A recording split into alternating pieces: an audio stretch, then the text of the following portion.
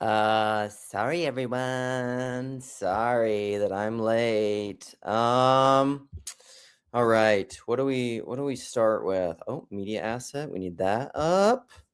Um, no branding. We'll save some of that. I feel like I ended with this last time, but we can.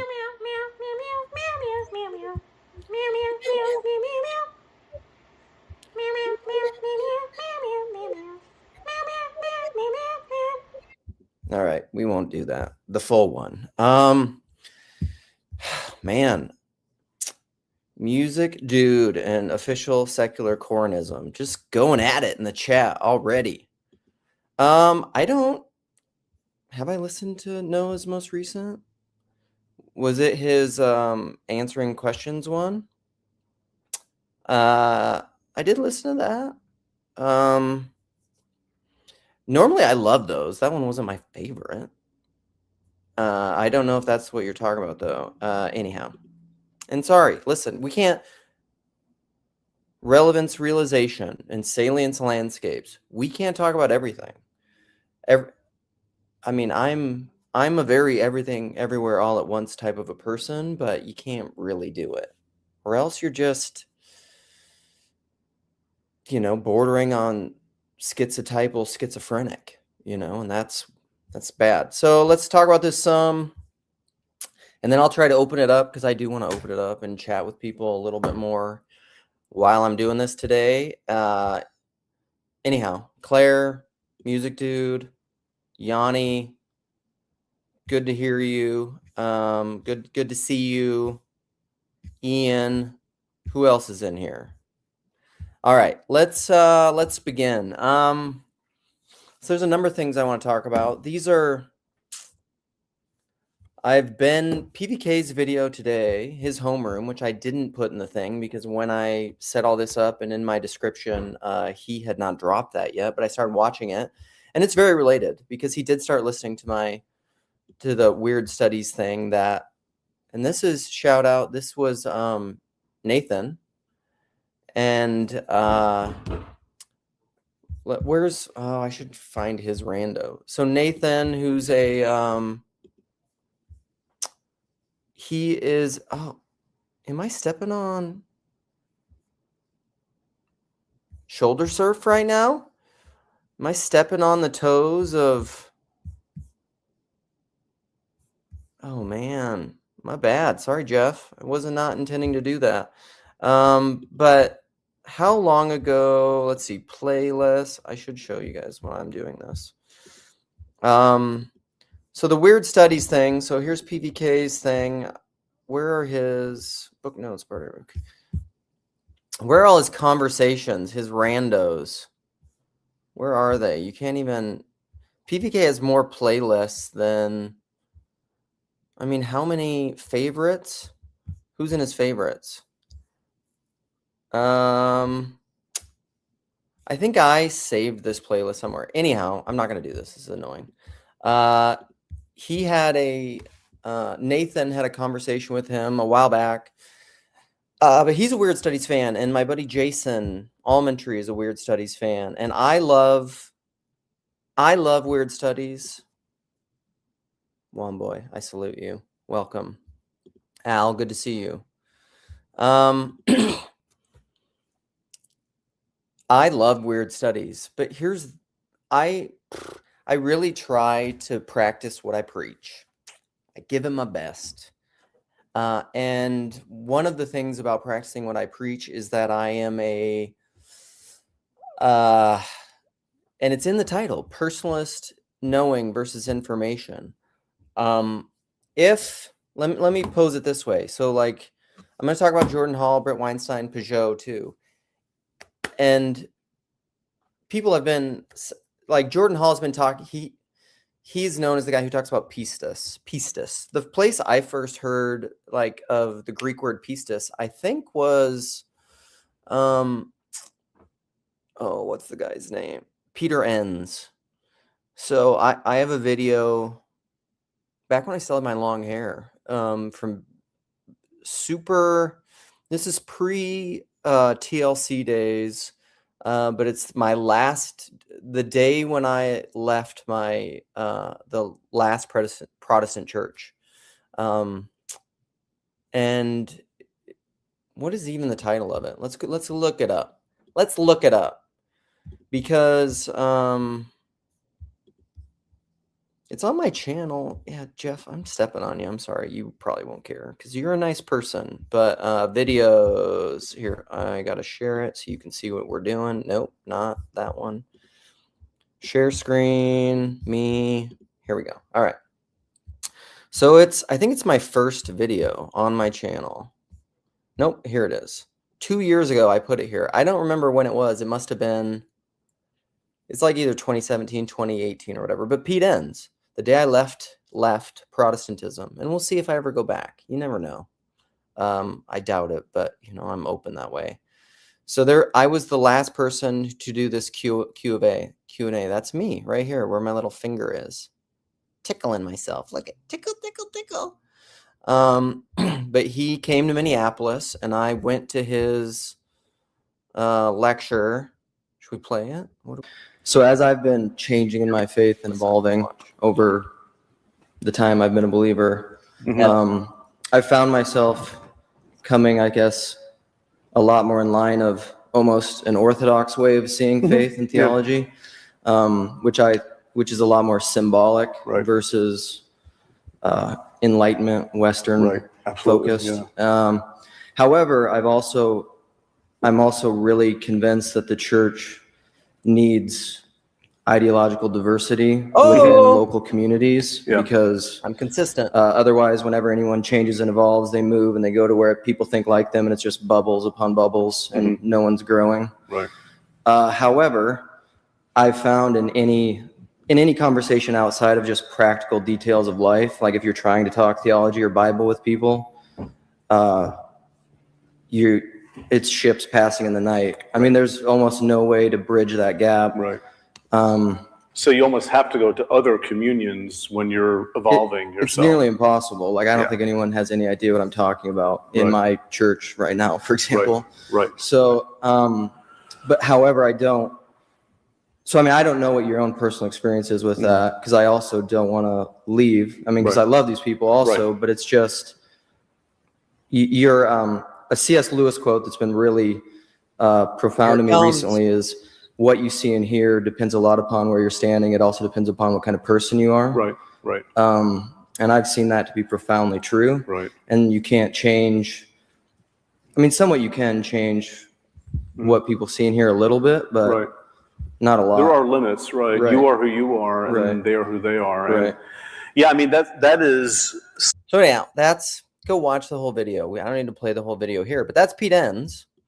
And he wrote a book called, my boy Nick Rillian knows this because I've heard him talk about it. It's called The Sin of Certainty. Yes, that was me. That was me from many years ago. How many years ago? Coming up on 10? 2017, 2018, something like that. I think it was the end of 2018. But that was the day I left Protestantism, because before I went to that lecture, that Pete Enns lecture, the church I was at was having a small group thing, and I went and talked to all those people at the small group, and I said, I think I'm out. And it wasn't like a fickle decision. I'd been considering it for years, couple years, many conversations with my wife, many meetings with a pastor, many meetings with a small group leader, many meetings with both of them together. And I just felt like we couldn't talk anymore. We couldn't talk. There was no way to talk. So either we had to stop talking. I needed to either continue going to church and just stop talking and thinking about and like sharing any of my ideas and just going, or I had to go somewhere else. And at that point in my life, I don't know, it felt like a failure. Still kind of feels like a failure, but it was actually my wife's idea. My wife was like, we got to do something, because I was too upset about the whole thing. And I couldn't just compartmentalize church, because I don't think one should. But that the inability to talk to people was so troubling to me that I was upset a lot. And my wife was just like, I don't want you upset all the time, so we have to do something else. So that's when I started going to the Orthodox Church, and I've never looked back because I found the one true faith, worshiping the undivided Trinity. Sam Tiedemann. Jason, look at you. And yeah, that may happen, Al, for sure. Leaving home to come back and find home again. But Pete Enns wrote the book, The Sin of Certainty. And he's the one where I first heard pistis. We're coming all the way back to Jordan Hall, pistis, and faith. Because here's the thing. We're trying to distinguish personalist knowing versus information. If pistis, I have just a few notes here, is faith. It's faith in what? Okay, right? Pistis is faith, trust. Trust in what? What are we trusting in? What can you trust in? And I would argue that personalism, the point of personalist knowing is its trust in persons, not in information. This is a key thing. I think I actually have this said succinctly and truly. Personalist knowing is trust in persons, not in information. I'm going to repeat it. Trust in persons, not in information. I'm going to write it out. Trust, pistis, because we've been talking about pistis, right? In persons, not information. So this, I'm going to put it up there because I think it's important. Because, so there's a few things I want to work in here, and then we'll talk about, we will get to what is real, and we're going to play some weird studies. Can I play weird studies? I'm going to play it directly from their website because they don't have a YouTube presence, really. Although Almond Tree has spoken with JF Martel on his channel. You can go find it. Because JF Martel is one of the co-hosts of Weird Studies, and it's fantastic. But anyhow, so personalist knowing, trust in persons, not information. There's a great John Mayer lyric from my favorite album of his. And the name of the song is, what is it? I just played it recently on my, as I called once on my, to my daughter, my Apple Music, but I called it iTunes. And she was like, okay, boomer. She shamed me for calling Apple Music iTunes. And I felt like that was rude. But let me see, where is it? God, this is terrible. Okay. I know I just played it. Actually, I maybe played it on my computer or something. This is all my, look at, these are all my, nope, I can't play songs. What is the song? Stupid. Cancel. Go away. I don't know how to work this. Continuum is his album. And the song is called, I'm trying to look at it. I Don't Trust Myself with Loving You. Such a great vibe. Such a great song. I sent it to Ethan. Actually, Ethan in the comments. This whole album is fantastic. It is really good in all the ways. And I know whatever. Some people have John Mayer, some people like him, some people don't. I like him. So sue me. So he has a lyric where he says towards the end of the song, he says, who do you love? Girl, I see through your love. Who do you love? And this is it. Me or the thought of me. Me or the thought of me. And that's it. That's the trust in persons, not information. And I think that really, that's like where the rubber meets the road of information-based knowing or persons-based knowing. And those things obviously have a complicated relationship, right? Because if you love a person and not just your idea of that person, you will be able to suffer long with the person and endure a lot of tensions there, because that's the thing, you're always going to be in tension. When a person hurts you and acts in a way that is painful to you or says something that is painful to you, what I would argue is you're wrestling with your ideas of that person and who they maybe were and are or will be versus how they've acted. And so at the end of the day, though, like if you actually love the person, then you're committed to the person, which is not necessarily divorced from their actions or your thoughts of the person, but it's to the unity of what all of that is, which is the person in their being.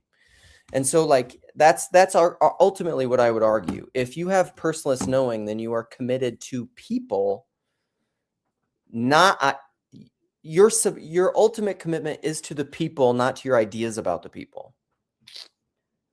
Although those things are interrelated and it's really hard to discern between the two.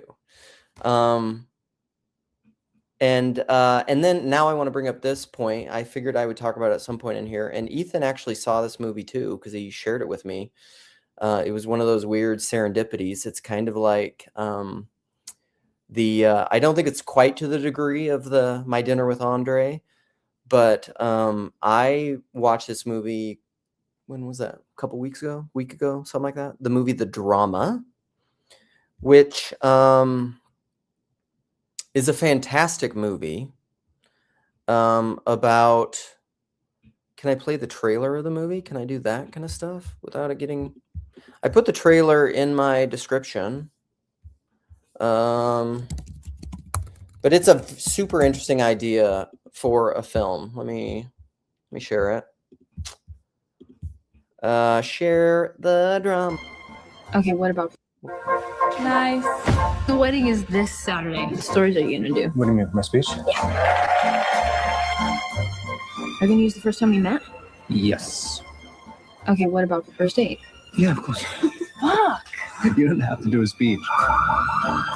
So you're saying Charlie is your first love? Yeah, First love or your first crush? both, I think. Wait, is that insane? At 30? Also, I realized this out. That girl that was just talking, your first crush, your first love at 30, she's one of the Haim sisters or whatever, which is a band that I like. Shout out Chris Young. For those who know, you know. Chris got into, like, when he visited me. Chris came up. Well, he wasn't here to visit me, but we got together and hung out, which was a lot of fun. Great day. Thank you, Chris. And we got to go see Haim in concert after his concert, which was very fun. And because I like Haim a lot. They're like girl bands.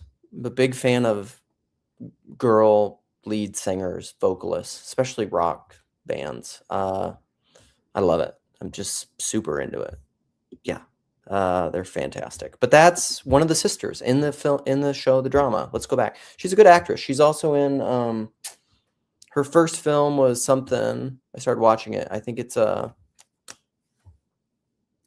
some quirky director. What's the guy's name? Doesn't matter. Let's go. So I want to say this thing about her laugh. You know how it's very cute, but it's also kind of. Also, I want to say, sorry for all the interruptions. This is PBK. Stop interrupting. Play the video. Robert Pattinson is like slowly. It is happening slowly. He's slowly becoming my new Ryan Gosling, where I have a man crush on him. Isn't there a popular song right now called Girl Crush? Or no, it's like a country pop kind of song. Oh no, it's Lady Antebellum. I got a girl crush. I think that's it. Which I kind of like Lady Antebellum too, a little bit. They just have harmonies. I'm a sucker for harmonies. I'm a sucker for duet. I mean, that's a 3 people, but I'm a sucker for it. I got a girl crush. I got a boy crush, and that is I like. I don't know how to say her name. My kids make fun of me too, but she's pretty great. But Robert Pattinson is just like, if he picks a film, it's probably good. Let's go back onward.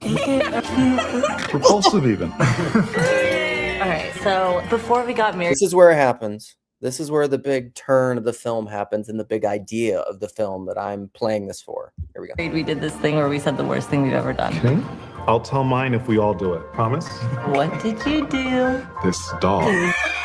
Beer bottles and porn. You left dinner overnight. Yeah. What's the worst thing ever? So the premise, that's the premise, right? They're all together and they're drinking, getting ready for the wedding. Let's all say the worst thing we've ever done. Okay? Good idea, bad idea? Okay,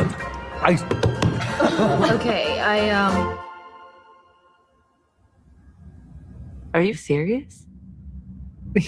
I'm sorry. I'm gonna order an Uber. Emma, what the fuck? All right. That's all I'm going to play.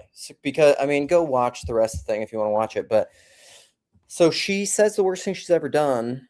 And the rest of the movie is about the fallout of what she said and how everyone else deals with it. Now, the point that I bring that up is because who do you love, me or the thought of me?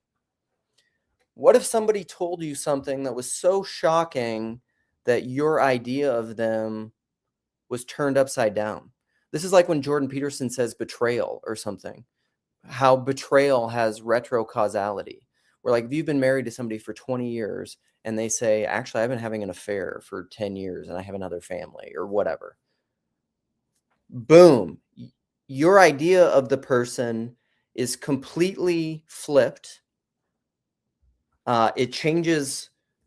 It actually changes everything that you thought you knew about them, right? That you thought you knew. This is the difference between thinking and actuality.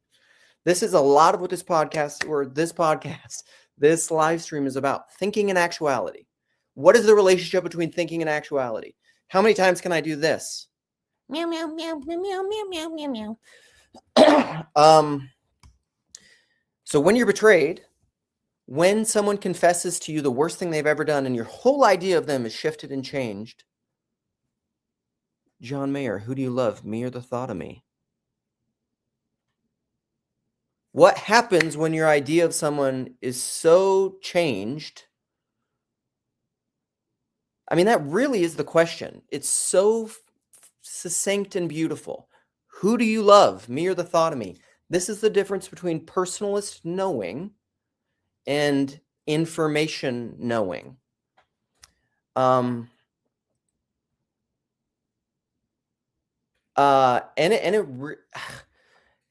really has, this is what I call the radical implications of the incarnation, is you can only know anything through your lived reality in actuality and in your embodiment, which is the same thing that Jordan Peterson is talking about when he says, belief is not what you think that you think, it's how you act. It's how you act. Which is going to get to some of the weird study stuff. I don't even know if the Rogan stuff is applicable to this because, but it is something very related to what Rogan talks about all the time, which is criticizing ideas. And it's something that I said in my conversation with Ian, which I don't know that people have seen. Listen, I'm going to promote it and show it here because I liked it. I think it was a great conversation. And there was a part in there where I said something pretty strongly, and I don't know. I think I stand by it, even though I think it was said very strongly. How do we find it? This is what I like doing this, by the way. If you go, but this is a great place to find stuff, or way to find stuff is like the AI search thing in here, which is like, where does Luke say that not being able to question someone's ideas is stupid? You think it's going to be able to find that? However, the video features a deep discussion on the nature of personal identity, the pitfalls of ideological certainty, the importance of individual conscience, and the struggle to maintain integrity. Oh, so it's just like, it just gave me a timestamp of the whole. the whole video. Crap. Where did I say it? I'm not, whatever. In there, somewhere in there. It's a good conversation. And I thank Ian for having me on, and it's great. And if you haven't seen it, please go watch it and leave a comment. But in there, I essentially said, and I do think this, I really do think this. If here's the caveat. Here's the caveat. If you think of yourself as someone who wants to engage in the realm of ideas, and have discussions with other people who have ideas, and you think that's something that's important, I would say it this strongly, that if you hold your ideas as precious, and you're not comfortable with other people disagreeing with you and disagreeing with you strongly, perhaps even saying like, I think that idea is stupid. And I'm not advocating necessarily saying ideas are stupid. I do it sometimes. There are ideas that I think are stupid. Is it wise to say that you think ideas are stupid? I don't know. I mean, it all depends on your goals, I suppose. And if you want somebody to listen to you, depending on their temperament, maybe not. I think that's where it takes wisdom and how you speak. But there are some ideas that I think are stupid, like being married to your ideas. I think that's stupid. Being too certain about your ideas is stupid. But what is more fundamental than that is the how, is the acting, and this is why, like, I have the idea about personalist knowing, right? Versus information. I said that a lot, right? Which is faith in persons, not in information. Who do you love, me or the thought of me? That's the whole personalist idea thing, right? I said that up here somewhere, and I had it, I don't know, I wrote it and I had it up on the screen. There's too many comments. I don't know where it went. I pulled it down.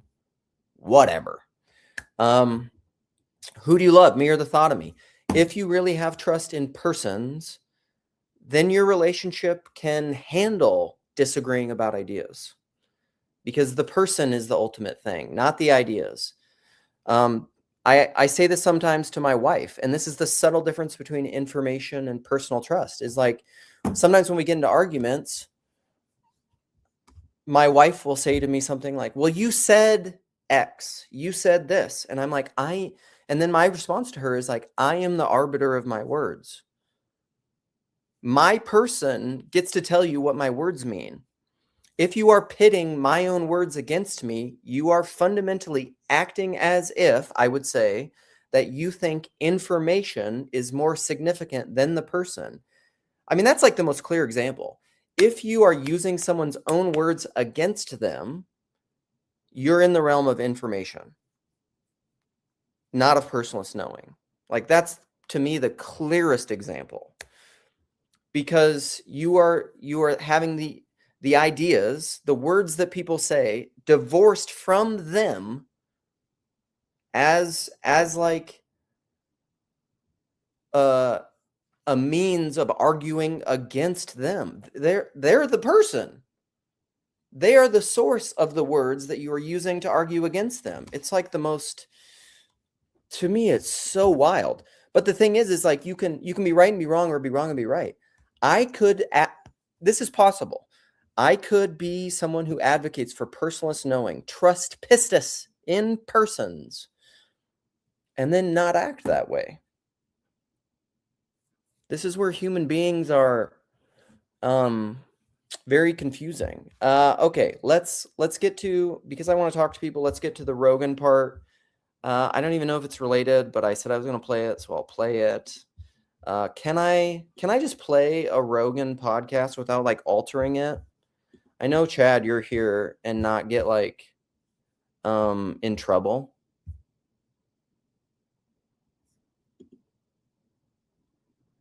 TLC meeting somewhere where it was agreed not to acknowledge my existence. This is your own, like, this is not, Chad and I, remember when we had a conversation about body dysmorphia or like relationship dysmorphia? This is your relationship dysmorphia. People talk about you all the time. Like, all the time. People talk about you like outside in the TLC. You and Grimm are the most talked about people outside of PVK. Probably. And maybe you disagree with that. I may be third. I don't know. But like that is the movie. You're right. Licorice Pizza that the Haim sister is in, her first one. Am I going to get in trouble for playing the Rogan video? Can somebody tell me if I play it? Should I play it? Should I just skip it? Maybe I'll just talk about it. I'll just talk about it until you tell me if I can play it. Someone in the comments, or if I'm going to get dinged. So in there, he's talking about lab-grown diamonds because he's with RZA. RZA? Is that how they say it? The guy from Wu-Tang. I'm not big in this world. This dude, RZA. And they talk about can I play it? Answer me. It's fair use if you pause enough. Thank you. Bring on Claire, but bring Claire on. That's why I'm here. Maybe when I open it up. Okay, so I'll try to say it. So they talk about lab-grown diamonds and earth-made diamonds. And Rogan, one of the big things he's talking about in it, I don't even know that it's important to say it. I'll just have it up here so you can see it. Well, I'll play some. It's digital intelligence. Well, keep the A because you can't done it, but don't change. The A could be assisted, accumulated, depending on the situation. I don't know. The timing's gonna be good. Describe what you're doing. Thing intelligence, artificial, nothing. If you came to your girl, girls don't even like real diamonds that are man-made. How weird that is. Okay, see, this is like one of those words that fudge. This is it. Rogan, this is one of the things of Rogan. This is why Rogan would benefit so much from being in the TLC. But it would destroy the TLC because he's too big of a personality. He couldn't do it. But like this distinction of real. What is real is the question. Okay? And Rogan is like, he is a philosophical materialist through and through, at least on this question. Because Rogan argues over and over and over that a real diamond is one that has like the chemical structure. So he's saying like a lab-grown diamond and a diamond that's grown in the earth, like it's a real diamond. And listen to how much he just assumes the philosophical question of what is real, divorced from its history, how it was formed, how it was shaped, the length of time that it was shaped. All that kind of stuff. And Rogan's just like, it's real. It's a real diamond because it has all the same structure. But he's divorcing it because he's like, because you can't even tell under a microscope that it's different. So it's real. What is real is the question. Identical crystalline structure? Like what makes something real? This is the question.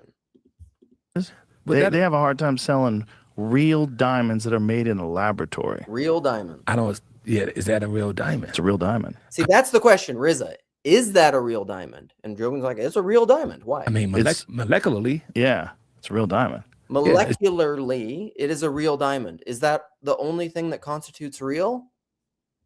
What makes something real? It's just not created by the earth over time. It's created in a laboratory. So but it is still but if you look at it, it's a real, I mean, it's not like a fake Ferrari. It's a fucking diamond. Okay, it's not a fake Ferrari. Why is a Ferrari different? And they get into this because they talk about Rolexes. They talk about like Chinese or not Chinese, but apparently like of Rolexes and different like super high-end watches, there are molecularly, all of the components are identical. Everything about the watch is completely identical, but with watches, people will say that's not real and this one's real. Because of, what's the term? Provenance, where it came from, certification. What makes something real? This is the hard problem of perception. If there's a collective resonance of people where they all say this is real, but this is not real, does that contribute to actually making it real? Because Rogan is saying with diamonds, no, it's just like if they're molecularly the same, then they're real. But with watches, or Ferraris, it's different. But watches, it's different. Why? And yes, Chad, here you're saying like they're not identical because they have different provenance. They came from different places. They have different time. They're not identical. They are molecularly identical, but this is like intersectionality, which it's maybe not intersectionality. Which facet of this is like technical philosophical stuff. I think I don't know the language of it, but it's just like in order for something to be distinct, to be separate, to be distinguishable, to have its own identity, it cannot be the exact same thing in every single facet, or else it would be the same thing. So like if there were two diamonds, they can't be the same thing fundamentally because there's two. Anyhow, the what is real conversation is super fascinating. We got to get to, I want to open this up, so I'm going to stop there. Go watch the whole conversation as to what is real. I think it's, you know what I mean? Like it doesn't have to do things. Like if you go to China and you buy a fake iPhone, who knows what the fuck's in there? Right. All kinds of, it probably won't work with Apple, won't work with the iTunes store, the Apple store. But then it wouldn't be it wouldn't be constitutionally identical. If it was a fake iPhone, but it functioned in the exact same way and all the components internally were exactly the same as a regular functioning iPhone, but even iPhone to iPhone is different because of who's using it and what they do with it, and because it's a separate thing. Like anyhow, it's an interesting conversation, but like this is like Rogan has very interesting conversations, but like the whole idea of what is real is super interesting to me. Okay, we're gonna go on. We're gonna play some. I'm hiding this. We're gonna play some weird studies, and I'm just gonna play it from this one section that I think is particularly good. The whole episode is fantastic, and I would love to get some weird studies. I would love to get the weird studies folk into the TLC. I would like them to be TLC adjacent. I mean, a lot of these people that are kind of doing their own thing, that already have their own side projects going that are big. Like this is where I even call like Pageau, Vervaeke, like they're TLC adjacent. The TLC are the people who, TLC to me is people who prioritize personalist knowing, not information. Although we talk about a lot of information, but the persons are central. Who do you love? Me or the thought of me? Me or the thought of me? If you're TLC, you love the persons of TLC, not the ideas in and of themselves. Or how you can use the people. Because those are the people, that's the churn. The people who come in and then leave, they're TLC adjacent, or they were TLC, or they left. But the people who participate with the other persons in the TLC are the most, to me, that is my understanding of what the TLC is and what makes it unique and not just merely an information-only space. But let's play some weird studies, at least this one part. I think it's 111.11. I'm going to try to get there. Are we sharing? Yeah. Here we go. We're around 111. Here we go. And how to repair them, we increasingly are driven to accept that things either work or they need to be replaced. Learning to accept unexplained phenomena in this way is good. Okay, so the context of what they're saying, let me remove this just for a second. They were talking about AI, and maybe they'll be getting here, but they're talking about science and magic and how science really is magic, and how scientists now with AI have created something that they, even though they understand like the mechanisms of how they got there, they don't really understand the mechanisms of how it works, and they can't understand it. And AI is becoming magical to us again. We've gotten to the place where our technology is powerful enough where we can create something that is clearly and obviously magic because it's so complex that people are like, I don't understand it. But listen, we've always been here, people. None of us understand anything. I've talked about this for a long time. I got this from Notes from a Tilt-A-Whirl. Like, just because you have a model of something, do not conflate your models with understanding.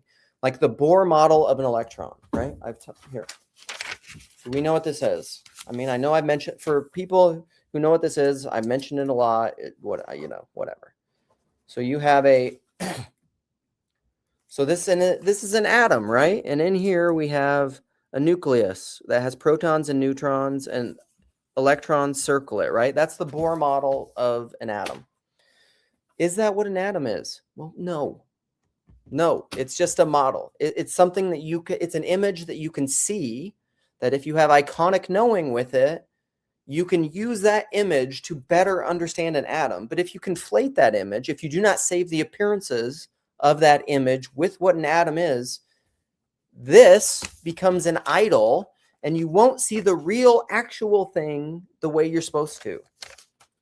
And then your model will become a hindrance to proper understanding. AI has gotten to the point where, like, it's become so obvious that people cannot conflate. Like, we know we're doing magic now, or we will soon know that we're doing magic. Anyhow, that's the context. We're going to go back to it, and that's what they're kind of talking about. Okay, here we go. Back onward. Training for magical thinking. Here is an example. As a Fortran programmer in the 70s, if a program didn't work, I would return to the source code and analyze it for errors. In the 90s, this was no longer practical.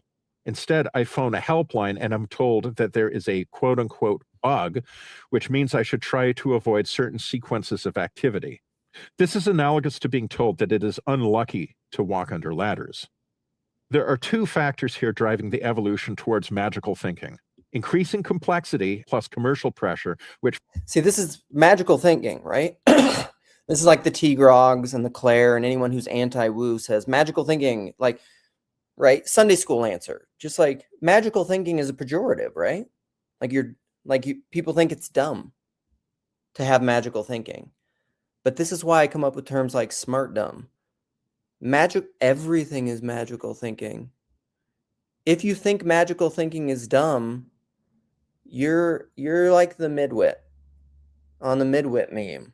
This is why, like, it's not dumb. Okay. Forbids access to the source code.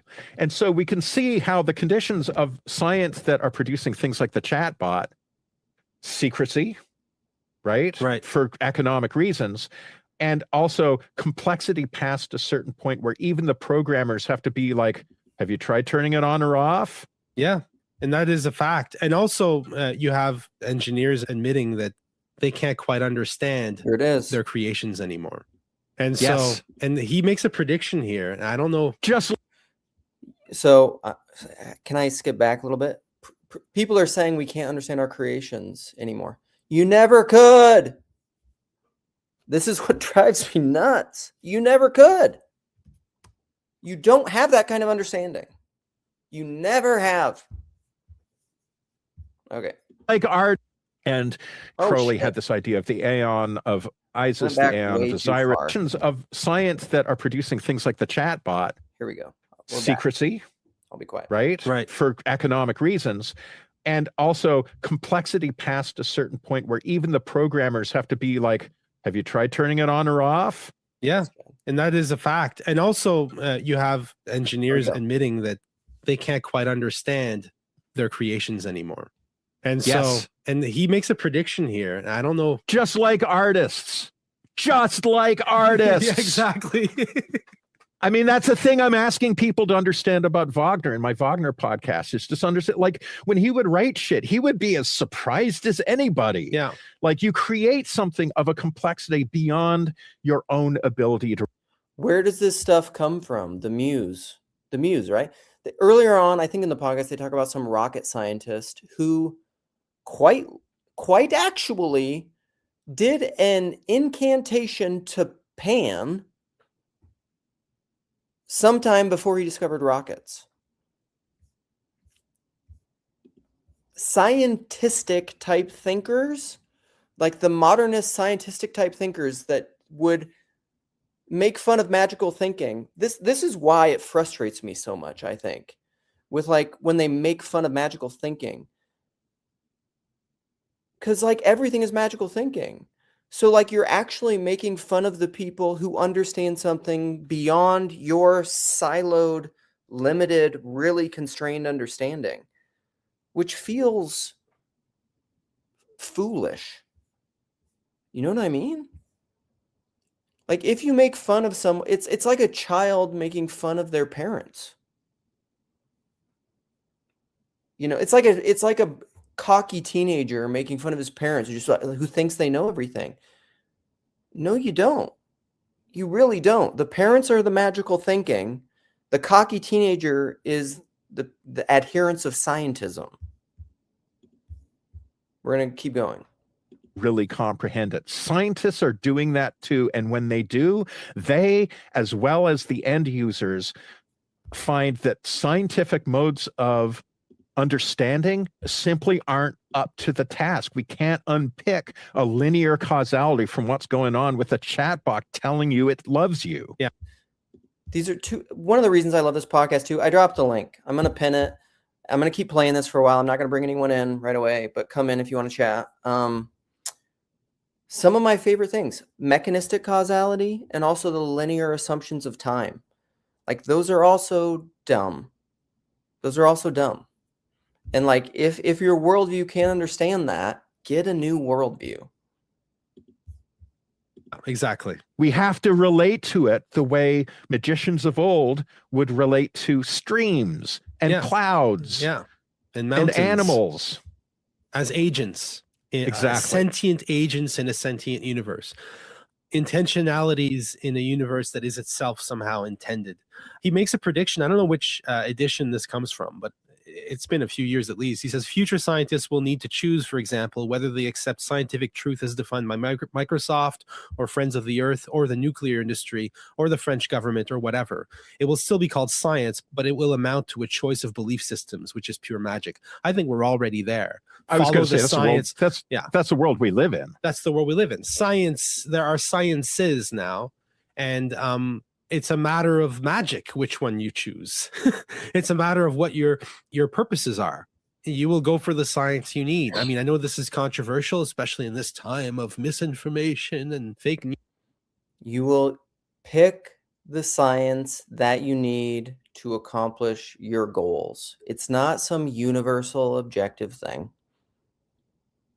Sorry. But I'm sorry, we're there. We're there.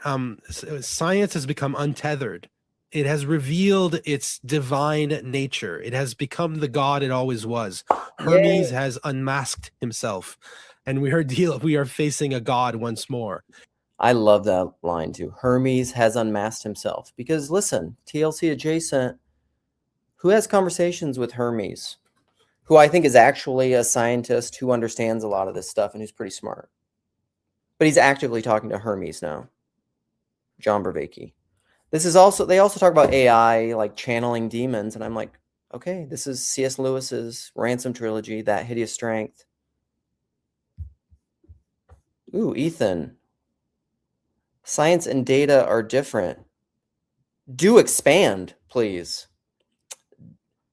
Do expand. Okay, I'm going to play a little bit more. I think that's basically And who's going to deal with that? You need to make yourself a magician to deal with Hermes. Absolutely.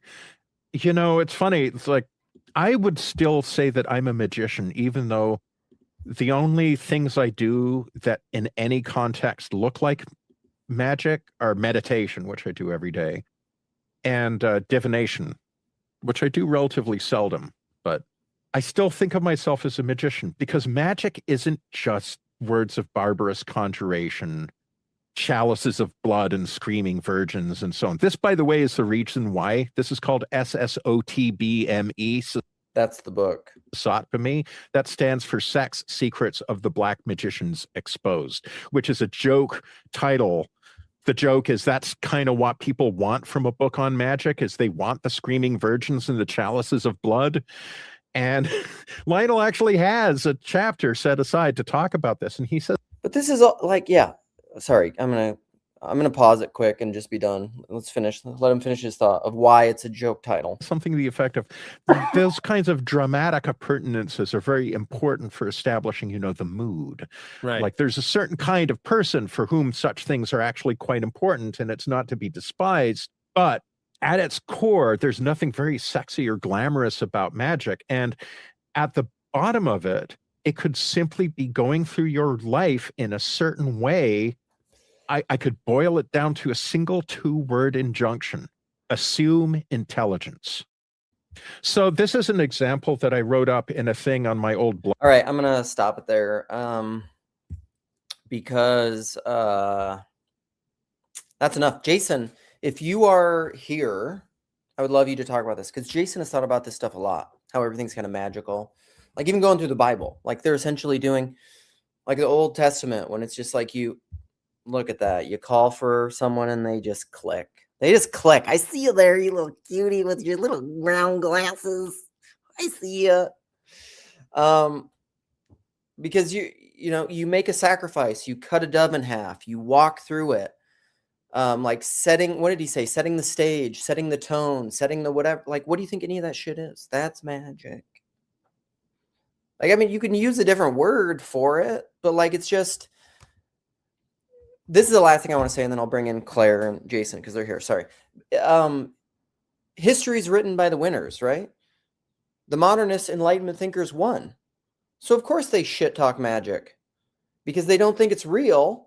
Because if you make everybody think it's not real, then you can use all the magic and maintain your elitism. Like, hasn't this been like, we're learning all this shit now with like Epstein's Island and all the things Alex Jones was right about, and sex cults and different things and sacrifices, and how many, like there was some interview PDK played a while ago, some girl who's like a mental, she's not a mentalist, she's like a she's essentially some sort of magician. What do you call those people that you go to for advice and counsel, but they're kind of like they have tarot cards and whatever, and she's just like, I should have been charged. She's like, I have given advice to billionaires. So like, people are using this stuff, they just don't want dummies to think they're using it. All right, here we go, we're bringing people in.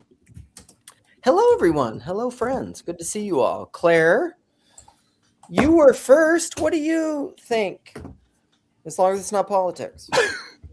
Well, which topic do you want me to discuss? The drama sounds interesting. That movie you were recommending about. What was interesting about that? Well, you didn't mention what was this terrible thing this woman confessed to, but I know what it is, and I've spoken to a surprising number of Americans who had terrible time at school and actually said, well, if they thought they'd get away with it, they go back to their old school and shoot it up. That's it's not that uncommon. In fact, I used to think that I would really hate being in the American high school that is now kind of being promoted even in the UK. In the UK, we have schools that even have proms, which is terrible. But yeah, they want to shoot up the people or the building, because I can relate to wanting to blow up the building. Well, I think they were bullied because, it seems adolescents in America form themselves into tribes of, geeks and cheerleaders and, and depending on which group you are, you get the best treatment. Oh, jocks. And if you're, in the wrong group, you are horribly bullied. And that, I think, it must be a hateful and traumatizing experience, especially if nobody does anything about you being bullied. So what do you think about what I think is the deeper question of the film, though, is like, if you had someone you were engaged to and about to marry in a shorter manner of time, and they told you something that just terrified you and made you reassess everything that you thought you knew about the person, how would you respond? Well, it would have to depend on what it is, whether I'm right to make such a big deal of it when, in fact, people have kind of scary fantasies anyway, but, and by telling you that they're in a way saying they trust you, and are you going to betray that trust by reacting in a very negative way when they trusted you enough to tell you what it was that, they thought was so bad. So what was hard? What was hard in the movie is she was drunk, so that was part of it. But it's so for different people, it's going to be for different. it's going to be different things. And I mean, this is a little bit, it's a slight spoiler, but not really, because the rest of the film's really about it. I think what's really interesting is the fallout from that point. Like that is the, what they call it, like the pinnacle, the denouement or whatever of the film. And you've seen it, have you? Yeah, it's awesome. What is it? Yeah, it sounds good. It's called The Drama. No, I know. I mean, what is the thing that she says? Oh, she says she was, I mean, so spoiler, did I not talk about this yet? She says that she had planned, she said she had planned a school shooting. And that she was going to do a school shooting, but then a number of things, but then like that's what's so great about the movie is then they immediately go into that. And so they're like, okay, number one, are like for real? Like, is that real? Like, did he really? And then they want to know like, okay, but you didn't. Okay, great. You didn't. But why didn't you? You know, it's this instant cascade of like all these follow-up questions trying to discern.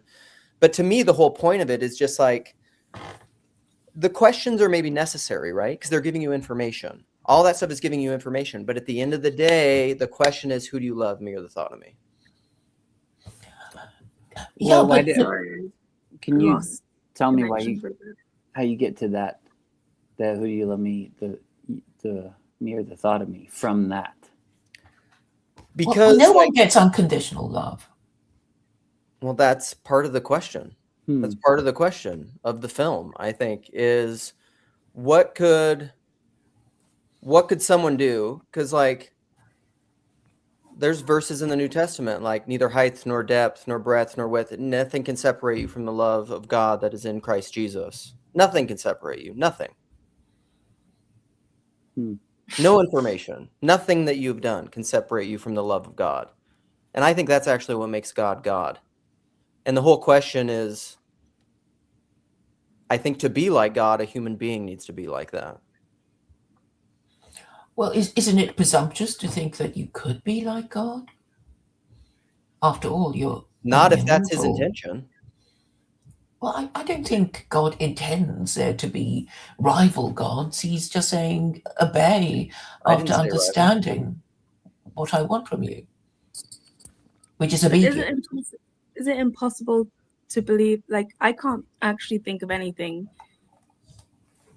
that would make me fall out of love with the people that I love. I like made a joke in your comments about vaping, and I was like, yeah, I vape, and understandably that would change someone's opinion of me, which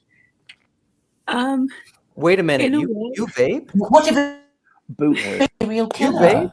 Oh yeah, and I think it's funny but true in a way that that would change my opinion of me if I found out that somebody vape, like it's just like so lame that I would probably lose some degree of respect for a person for vaping. But I also don't think that there's anything I can think of, even a school shooting, even anything that would make me like stop loving somebody I love. Ooh, I want to. So this reminds me of Cal's thing. Cal's not in here, but our own converted philosopher. Cal has done he knows a lot about school shooters. Cal gets deep on all sorts of subjects, but like I forget the guy's name. Who's the Sandy Hook dude? I don't know. I think I know who you're talking about though. But like Cal's spoken about him a lot. I forget his name, but he listened to a podcast once with his father because I think the Sandy Hook shooter, did what he did. Oh, this pen just fell apart. And then I think he was planning on going and killing his parents or his mother or something, but then something happened and stopped it. I'm maybe forgetting the details. But the point of it is that the father in this interview said that he's gotten to the point that he now wishes his son had never been born. Is it Adam something? Adam Lanza. Yeah. And so the father said, I've gotten to the point where I wish my son had never been born. Now, to me, that is like, what what's so powerful about that question, because to me that's almost like that is the antichrist of the Christ comment, like nothing can separate you from the love of God that is in Christ Jesus. Yeah, but Jesus says that about Judas, right? It would almost be better if you'd never been born. I thought he said that to him. Yes, but then like as he did, but then Mark Parker, like he was saying the other day, this is where Jesus is kind of confusing to pin down into any simplistic framework, because Jesus also told Jesus, go and do what you have to do. Yeah. What would it Jesus take told him to do it. That's kind of mean. Like to fall out of love with your own children. I feel like is the closest thing we can come to understanding how we are loved by God. So, Right. I mean, to anyone who's a parent, like, what would it take for you to? I mean, I've spoken to parents about this who have said, if my child had committed a crime, like I wouldn't turn them in, like I would protect them. And That's I'm funny not a you parent, say that. but I think I probably would do the same thing. I think I would protect my child, even if they'd committed a crime. I can't see a situation where I would like disown my child because they did something wrong. So there's a distinction with that. So my kids have asked me this question, and or at least a couple of them, and they got mad at me, at least the older two, where they're just like, if I killed someone, would you like turn me into the police? And I was just like, yes. I wouldn't. Yeah. Right. I know. This is the funny thing. Like, to me, that's a distinction between, I would not disown them, but like there's also consequences for shit you do. You know? I was talking to Joseph and Jess about Ecclesiastes yesterday, and there's a part in there where it says, there's a few parts in there where it talks about it's better if this person never existed or was never born. And I don't know that someone not being born or dying in childbirth really separates your love from them, because I think there's a way of thinking about it where like it was even with someone like Adam Lanza, you'd be like, man, this would have been a lot better if he would have just died as a child rather than have committed all this. Or even like, people say that about Hitler all the time too. Mm-hmm. If he could have if that could have been stopped, then you'd get just a better, like the public, the universalism, everybody would just have a better remembrance of you and not and I guess because it's like, how long in memory are you going to be cast out from humanity as just kind of an evil animal or something, Well, it must suck to be Hitler's mom. Rod like says, I can't imagine being Hitler's mom. That must suck. Yeah, but I imagine she still loves as a child, Hitler's mom, like I can't Jordan think. Peterson, see? Yeah. I think she still loves him. I can't actually imagine what my child could do that would make me like, but it's also a different question. Like, I wish you'd never been born versus I'm going to turn you in to the authorities. Like, I also see your point, Lou, about, actions have consequences, and I can see myself wanting my child to experience the consequences of their bad actions, but I can't imagine not wanting my child to be born. Like, that just feels unfathomable. Right. Well, I would want my kids. Part of it is like, so I was gonna shout out this Ian. I love this conversation. So Inside Incorporated, he had this conversation right here. This Just Love, Wayne Jacobson and Toby something Dutch, and it was phenomenal. But I clipped it, and so in my just like if you just go to my videos, there's a clip of it where they talk about justice and righteousness and biblically and those words and how they're translated and known and understood. And that's part of like justice. I think they say this basically, if I'm remembering it correctly, but basically the biblical idea of justice is almost identical to karma. Like you reap what you sow. It doesn't, and so it's like that God is not fickle. And like, how do you fix something when you've done something wrong? Well, you make amends, you apologize, you get reconciliation. Like really the biblical idea of justice, he argues that like the translation and the understanding of righteousness is really like didn't emerge until like the 1500s. And so essentially with that, it's like with my kids, if one of them committed a big crime, there has to be justice. I'm not shielding you from justice. That's not love. But like what there is has to be justice? justice. Is it like equatable with the law? Because there's lots of laws that I don't agree with, like selling drugs, for example, like selling psychedelic drugs, for example, random example, but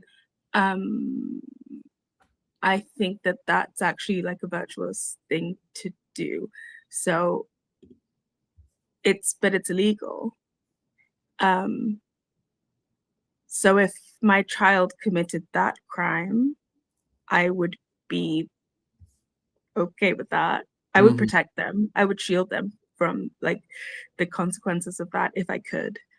But if they committed like capital murder, obviously that's a different thing. So I just think it's the law is the law, but I don't agree with all the laws. Like I think some of the laws are really bad. Part of being in a society though is I think you have to, when you can I guess rebel against a law of society is quite a question, because if you do that to some degree, then we're in the place of every man does what is right in his own eyes, and we're like pre-flood levels of chaos. And so you have to somewhat submit to laws of society. But like for me, oh yeah, for sure. Like this is where there's a certain, my prophilicity gives a certain, and the fact that I advocate universalism gives a certain, it can convey a certain way that like I would have a cavalier attitude about this stuff. No, not at all. Like there was something happened with one of my kids once. I don't think they actually stole something at a gas station, but I can't remember what the detail was, or they thought, or maybe they did. I don't remember what it was, but like I made them go back. Like went back, we talked to the teller, we had a conversation. Like I believe no one gets away with anything. Because you can't. Like, be holy as I am holy. Nobody gets away with anything. To shelter your children from repentance and responsibility for their actions is not love. That has nothing to do with my understanding of Christian universalism. Not at all. I guess we disagree that, like, yeah, I guess we do disagree there. Because like if you have done wrong, if you have missed the mark, to be reconciled to God and your neighbor is to fix that. That's what justice means. Like that has to be fixed. Now, I'm not equating that identically to legislative, punitive, legal punishment with like prison for profit American systems. Like, I don't think those are identical things, but there's overlap. Yeah, no, I think the laws of the land are like appropriate for the most part, but I also think that some of what, like, I don't agree with the government. I think some of what is going on there is corrupt and incorrect. Well, for sure. Some of like especially a lot of it. So when I talk about especially like drugs, like like some of that is tied up with like big pharma and the pharma lobby and like all the lobbies, and I just so yeah, there have to be consequences for actions, but like who decides what actions are correct, and I just don't necessarily agree with the government's distinction about all of that. I think that I would have to make that distinction based on like my faith and my discernment, and not the government's ruling over what's right or wrong. So we're gonna need a list of when you have children. We're gonna need a list of the crimes that you would turn them in for and which ones you wouldn't, so that we can keep track of this. We need to know what your kids can get away with. Stealing wouldn't be one of them. Murder would be one of them.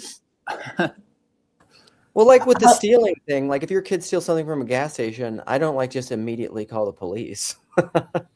Like just, okay, good. You know, take them back, I've take them to the gas stolen station. so much shit from gas station. Like, I can't even tell you how much stuff I've stolen, but like that, my bad. Also, I'm not proud of it. But I wouldn't tell my kids. Claire, what were you going to say? I was going to ask one boy how many children she has and whether they're well behaved. No, I don't have children. So like I said at the beginning of this conversation, like I actually have no fundamentally, like I have no right to even engage in this conversation. But I'm hypothesizing, like thinking about if I did have kids, this is what I think I would do. But like I've already said, I don't have kids, so I don't know. Yeah. I don't either. If I had some who disobeyed, put them up for sale. No, I'm just kidding. Yes, I suppose the idea is not let them think they're going to get away with anything right from the beginning. So they won't even try. That's that saying where the mom has eyes in the back of her head type thing. Yeah. Supposedly it's real. Maybe there's like a gender distinction here, because I think there's a maternal instinct maybe to just like protect, like, yeah, it would take a lot for me. It would take them murdering somebody for me to turn my kid in. And maybe the paternal instinct is more to provide consequences. Boundaries. Yeah, I think that's a lot of it. And to me, I'm like, I'm protecting your eternal soul, not your like current discomfort. Yeah, like and material well-being. Like I do think that that's maybe the paternal-maternal distinction. So yeah, I think. Also, I told you not to eat candy at all, you little bastard, and you're stealing it from the gas station. Yeah, because you won't feed him candy. Yeah, why did you my fault. Yeah, it's my fault because I wouldn't buy him energy drinks and candy. Exactly, he's got to get it from somewhere. Has to get gummy worms from somewhere. Yeah. Yeah. Too much restriction. What was that story? I was trying to find that. I can't remember her name. Oh, Rizpah. That story of Rizpah in the Bible where she, I think it's Saul's. Some of Saul's relatives. I think one of them's her son, or maybe multiple ones are their son, and David hangs them in order to get peace with, I don't know, some group of people. I think it's Gibeonites or something. And she goes out and like lays out there by her kid while they're hanging there and keeps the crows off and like keeps things from picking away at them. So that kind of reminded me when you're talking about just like a mom's connection to her children and stuff, because she like, you know, even though they had to be put to death and everything, like she just was still out there until David took him down and buried him. Yeah, that makes sense to me. I love how, God, I love this trad cath turn from Mark D. Parker. Why do you think you're more righteous than the government? Are there areas you disagree with the government, Mark? Well, I mean, Claire asked government, maybe. I thought Claire asked a good question in the comments a while back too, when she was talking about unconditional love and like asked, does God even get our unconditional love? Because I don't know that he does. Like it's, you know, I think the correct answer is to say yes, he does. But then I feel like my more honest answer is like, no, I don't know if he does. Because, you know, there's sometimes where you're really, really freaking hurt by life and you're like, you know, just want to kind of give God the middle finger right now. What is interesting, and this seems minor. I want to welcome David, but I want to respond to that really quick because I want to get your answer to: would you turn your child in if they stole candy or murdered someone? And also, what would you do if you were engaged to someone and they said they potentially were gonna shoot up a school but didn't at one point? So to respond to your, what happened to Long Boy? She's hitting the vape. Is it possible that PVK and Boy are the same person? Is that so? To your point though, yesterday, like I had a moment a few days ago where I was thinking that because I played a Pete Holmes clip a while ago where he said one of the mantras he tries to do is just like say yes, thank you to like whatever happened, like yes, thank you. You know, whatever happens in his life, just like, yes, this is an opportunity. Yes, thank you. Yes, thank you. And I was stressed enough by like just different factors that were happening. There were enough things that were stressful. And I was talking about some of that with my wife. And then I think I was getting groceries and I got out of the car and then I just like clipped my hip, which I just went to touch my hip right now, thinking of it, which is still sore and bruised on like my wife's mirror. And it was just like one of these things that is not that big a deal. And I was just like, where you either have the impulse to just be like, of course, yeah, that would happen. What is this? The world's smallest violin? No, it's your legs. I'm doing it on your little. Am I on your little icon thing? Oh yeah, in that corner. Yeah. It's like you're a naked baby. But then I felt bad, and I was even saying this to my wife and my son, where it was God. This is regarding God's unconditional love, and I came in and I was saying, there are times where I think with God, where I'm like, I know this is all just like opportunity for patience, and it could breed resilience in me, but I'm just like, please, like I've had enough for today. Like seriously, sometimes I feel like saying just like fuck you. That's enough, you know. Look at this guy. That's what I was waiting I've been feeling a lot of well, I've been wondering about the difference between like punishment and how do I explain it? It's like I keep saying to people in my life, I feel like I'm being punished, but I don't think that God does that. Like, I guess that's what I understand of the orthodox understanding of punishment versus like consequence. And I've been definitely wondering and struggling with this question of like, I feel like I'm being punished. And I spoke to my mom today and she was like, but you're not being punished. That's not how God works. And I was like, I know I'm not being punished, but I feel like I'm being punished. And I think it's pretty complicated though, because if you take something like the flood, and I was thinking about the flood while you guys were talking before, because God says he regrets creating humanity. I regret that I made people. That's because of open theism though. But within that context, it sounds like the image is that God is holding back constantly the chaos, and that his punishment is just no longer holding it back, right? And he speaks in this way about Israel as a nation, that he's constantly holding back all these other nations, and when they like his punishment for them is just, I'm not going to hold back anymore. Even the angel of death, quote unquote, angel of death, in the Passover, it says that he's like, it seems like the destroyer is in Egypt and God is constantly holding it back.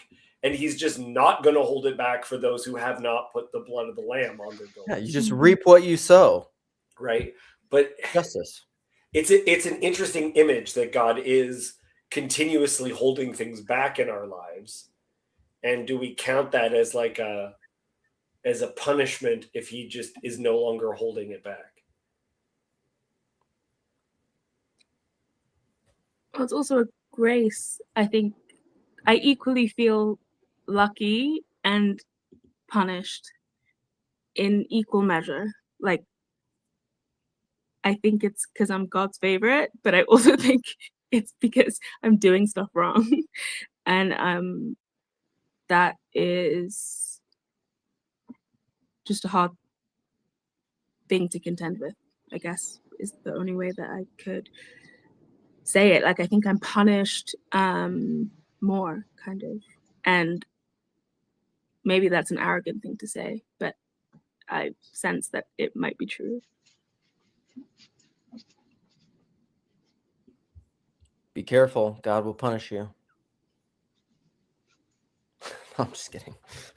You already hit. I mean, I don't know how to explain it, but no, not that I'm punished more, but I feel the effects of it more. Maybe that's how I could say it. Like, I think that I just sense this more truly.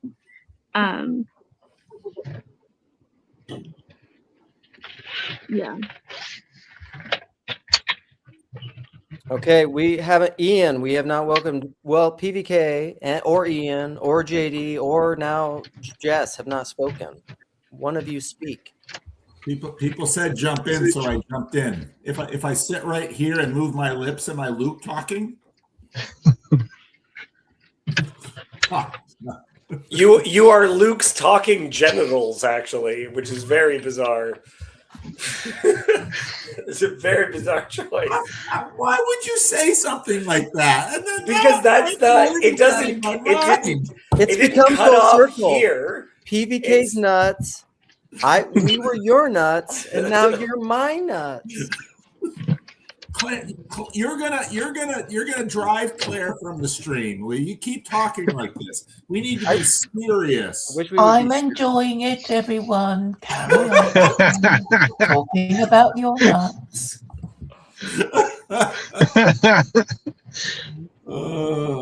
I just jumped in because I didn't know what you were talking about. I was just happy you were streaming and people said jump in, so I jumped in, but you got all these people, so I'm probably going to jump out and listen. So were you listening, or do you just not know what I'm talking about like everyone else who was also listening, who were listening? I don't know what you were talking about. You start early, and then I usually don't jump on until my wife goes to work. So that I was doing other things, and I turned, oh, Luke's streaming, so I jumped in, and that's why I said, do I back up and listen to the whole thing, or do I just jump in? And Claire said jump in, so I jumped in. We're talking about how much you love your School kids. shootings were the most important part. Yeah, if you're, because that's the movie, the drama. That's the question. Like, if you were engaged to someone and you were sitting around drunk one night saying, let's all say the worst thing we've ever done. And they said, I planned a school shooting, but didn't go through with it. Would you still love the person? Or would that be a kind of betrayal that would make you rethink everything in your love of a person? Which I'm relating to the John Mayer lyric, who do you love, me or the thought of me? Well, what's better, to plan a school shooting or to not go through with it? Yeah, but is the kind of person who did plan a school shooting at some point in their life, is that someone that you can love? People inside are monsters. Absolutely. I have no problem with someone saying they planned a school shooting and didn't go through with it. I think it's all right as long as they say, before I was a Christian, and then they say that. Yes. Have you noticed you can tell incredible, horrible stories as long as you give that preface? That was before I Get ready for something amazing, guys. as long as you put that preface in front of it. Listen, Hebrews, once you've tasted the heavenly gift, if you then submit yourself. Fully trustworthy. I trust that guy. I don't care what he did. He gave the proper preface. No, and honestly, this is one of the things that the Orthodox are really pushing right now, is like this idea of like, you're still going to get punished for you're still going to get the consequence of the thing that you did, even if God forgave you, right? And to some extent, I feel like the Protestants have dropped that a little bit, and they need to come to terms with like, yeah, you're fully forgiven, and also we should never talk again. Like, and the Catholics split the difference with purgatory. Right. But and also though, like I do feel, first off, you don't have to marry anyone. And there's like a bunch of relationships that for me ended before I ever got married. And I was just like, if I knew this thing that came out after like months of dating, I never would have we would have broken up right there, because it would have been a waste of time, right? Like, and I feel that a lot of arguments are actually you trying to figure out if the person you're arguing with is a different person than you first conceived of them as, right? You don't have to marry a school shooter. Right. I don't think that's a Christian requirement. See, I'm more superficial than all of this, because like if someone I was gonna be with was like I used to be ugly, I would just be like, we're done. That's it. I will not be with someone who even was possibly ugly at one time. What if they used to be underage? Nope. It's true. Many of the people I dated used to be underage at one point.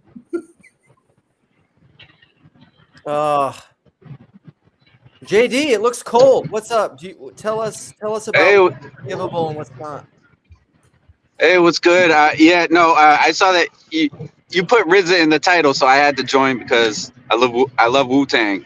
But I wanted to, I just, like, you guys were talking about some things, and I wanted to sort of touch on a few of them.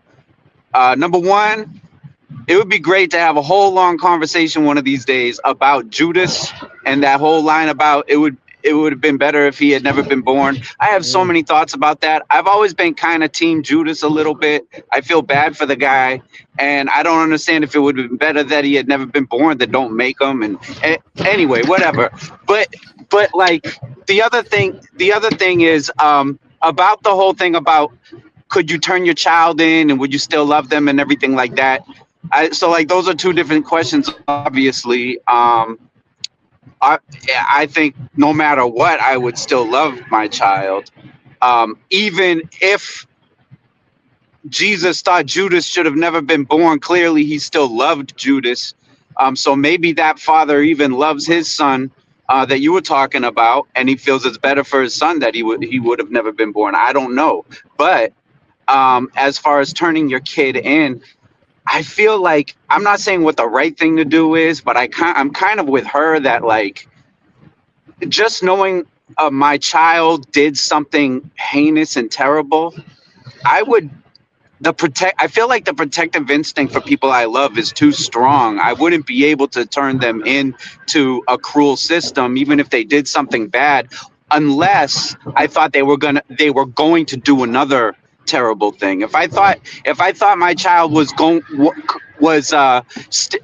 still a danger to other people, that was the one thing that could help me overcome that. But that protective instinct for people you love can be very strong. I think deliberately in the gospel we're supposed to line up Judas and Peter, because it's right after, like, Jesus says someone's going to betray me. Jesus says Peter says it's not going to be me, and then Jesus essentially says, "Yeah, it is. You are going to deny me 3 times," right? And so there's even this. I think, and like at the end of that night, I think Peter thinks he's the betrayer. Like, so I do. And also the Peter thing. I've never been mad at Peter for that either, because like if I was Jesus, I'd be telling everybody, like, if anybody asks you if you know me, just say you don't know me. All right. You need to survive this. Like, I wouldn't be upset that they said, I don't know. Like, I would be telling you guys, don't say that. Like, you know, like if you care about somebody, you don't want them to get like beaten up by a mob and killed. I never understood why that was such a big deal either, to be honest. I think the unforgivable thing that Judas did was just the kissing a boy. I think that was the part that was the worst. Yeah. See, those are the things we don't learn. If somebody was gonna benefit from being turned in, like, I'll tell a story really quickly. So my dad's wife, her brother is in prison, and he was like a drug addict his whole life, and now he's in jail, and they're all like, yeah, this is the only way that he can stop being a drug addict. And in that case, yes, there's sometimes when it's appropriate to, like, for their own sake. It also depends on whether or not you trust the prison system to be rehabilitative or to just like wreck the person worse. Yeah, I think that in this case they tried everything else. Like that was Fair enough. Yeah. Yeah, I mean, I'm definitely not arguing the American prison system doesn't need some serious help, because like that's obviously true. Yeah, there's this. It's weird because you have, I don't know, different times in the Bible when people get turned in or people get cast out, even children, like with Cain and Abel. And then there's that one time. Usually, I feel like people give David some crap because he didn't cast out his son when his son raped his daughter and all this stuff, and then it blew up into this whole big thing. So there was that point, but then there's also a verse there's multiple times in the Bible where like you even have someone stand basically against God to kind of protect the people a lot. Like, I mean, I think Moses does that when God's killing all the people. He goes and kind of stands in the gap. Then there's a part in Ezekiel where God says, I sought for a man to stand between me and the wall, or me and the city, so that I shouldn't destroy it, and I found no one. So there is kind of this higher authority wanting to bear down, and it's kind of searching for someone to advocate on the I don't know, the accused behalf or something. All right, I'm gonna go.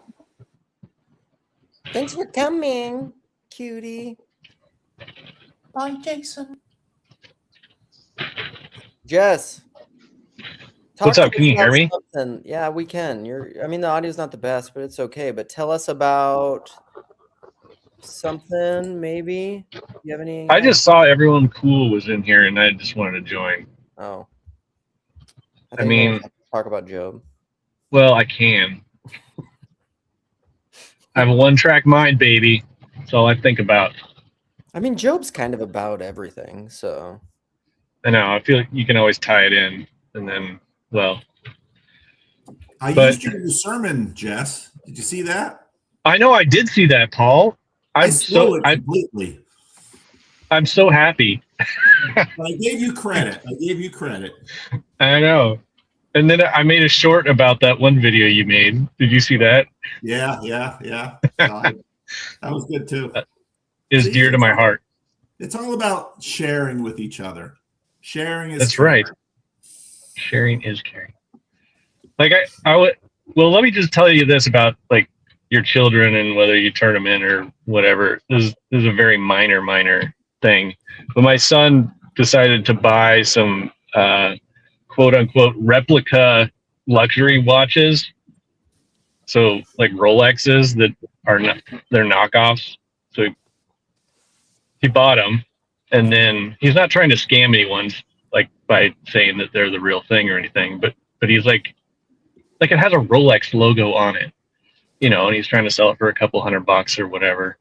And I was like, why are you doing this? He's like, well, because people like them and people want them. I'm like, yeah, but it's like, I mean, I work in media, so I'm aware of the copyright and the laws being violated by the company that made these. Some Chinese company made a Rolex watch without compensating Rolex, and the reason why people want it is because of the logo. It's not because of the quality of the watch itself. And I'm trying to have this conversation with him, and he didn't really understand. Like, he's like, what's the big deal? And like, well, why don't you sell a watch that's just a $200 watch that doesn't have the fake Rolex logo on it? And he's like, yeah, but people don't want that. I'm like, yeah, but that's that's the brand that Rolex built that you need to compensate them for, and they didn't get compensated. It doesn't matter. Like, it's like I'm kind of trying to argue from principle. But listen, Jess, it's not fair because the whole capitalist system isn't fair, and Rolex has enough money, and so I know. Yeah, keep going. Sorry. Well, like it's all this justification for it, and I'm just like, how do you, I'm taking sort of a principled stand, basically, just sort of like Rolex needed to be compensated. They weren't. These are basically kind of like partially stolen goods. Like,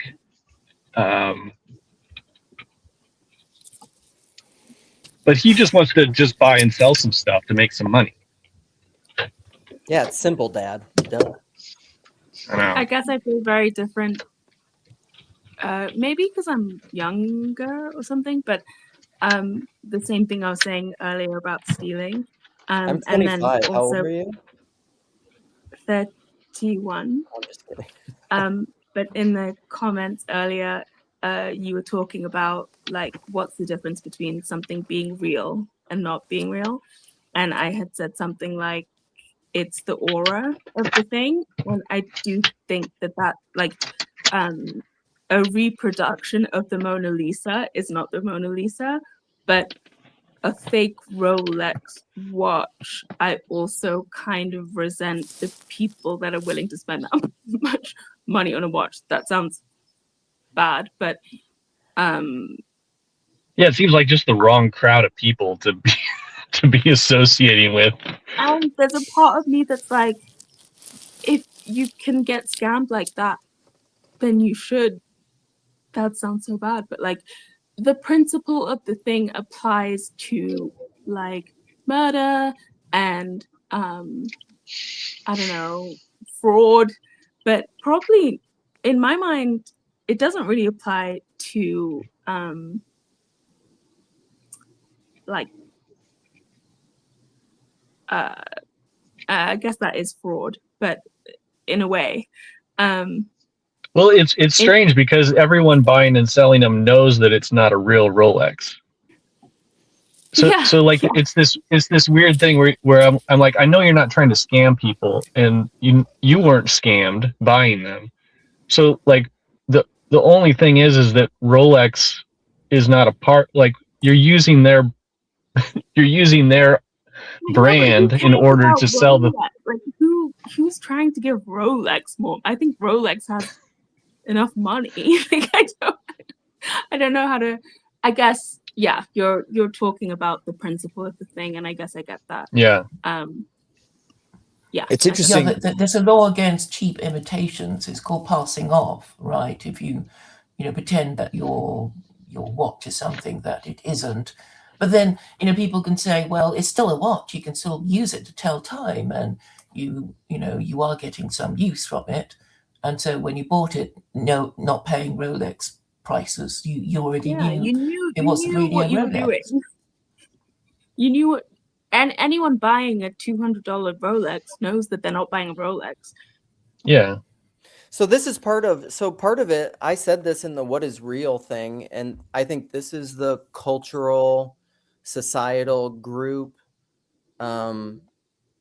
idea of like assigning value to something, which I don't think is arbitrary, but it is relative. It is contextual, because part of the reason why Rolexes are so expensive is because people all have decided that they are. I mean, that's definitely part of it. I love that channel.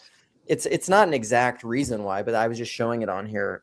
It's Business Insider does it, but it's called So Expensive, and it'll walk you through why certain things are so expensive. And like there are lots of good reasons why certain things are expensive, and and it's educational. It's kind of fun to just be like, why are these particular kind of like what are barnacles or like mussels that grow on this thing? Why are they so expensive? Because they're a super pain in the ass thing to harvest. Or like morel mushrooms, you can't grow them. That's why they're so expensive. People have to go out and walk up and down giant hills in the woods to find them naturally grow. Like there are reasons sometimes why things are expensive. Now the question is like, does that matter to you? Maybe not. Fake morel mushrooms are poisonous, so you cannot sell knockoff morels. So what's the difference between a fake Rolex and wearing fancy clothes and makeup to make yourself more attractive? Oh, snap. Well, here, like for me, no, I'm just kidding. For me, I'm just like, the principal thing is that you're using Rolex's mark, and it had been they didn't give consent for that. So that's like, I think I can make an argument for that. And the reason why someone wants to pay $200 for a fake Rolex is they don't think it's real. But they want to wear it and they want to have someone glance at them and not be able to tell whether it's real or not.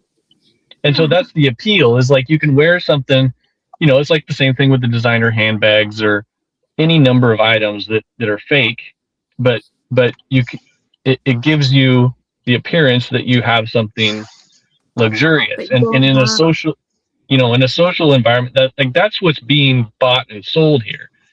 And Rolex is kind of the well, it's the signal. And so you're like, I'll just borrow the signal from Rolex.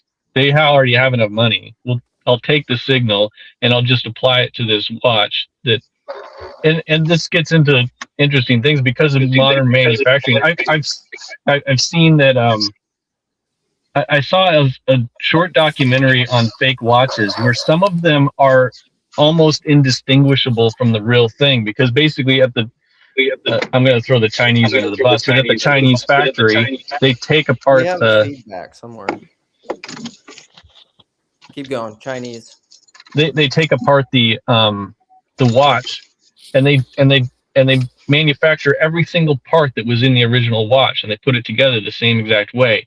And it's actually like some of these quote unquote replicas, knockoffs, you know, you'll pay thousands of dollars for because it's such a high quality, actually mechanical piece, but they did it all with cheap labor, and they're not building it in Switzerland or Germany, or assembling it in Switzerland or Germany, and they're doing it with maybe a quicker manufacturing process. Yes, that's part of my question, because they get into that in the RZA conversation. They talk about watches. They talk about that exact thing.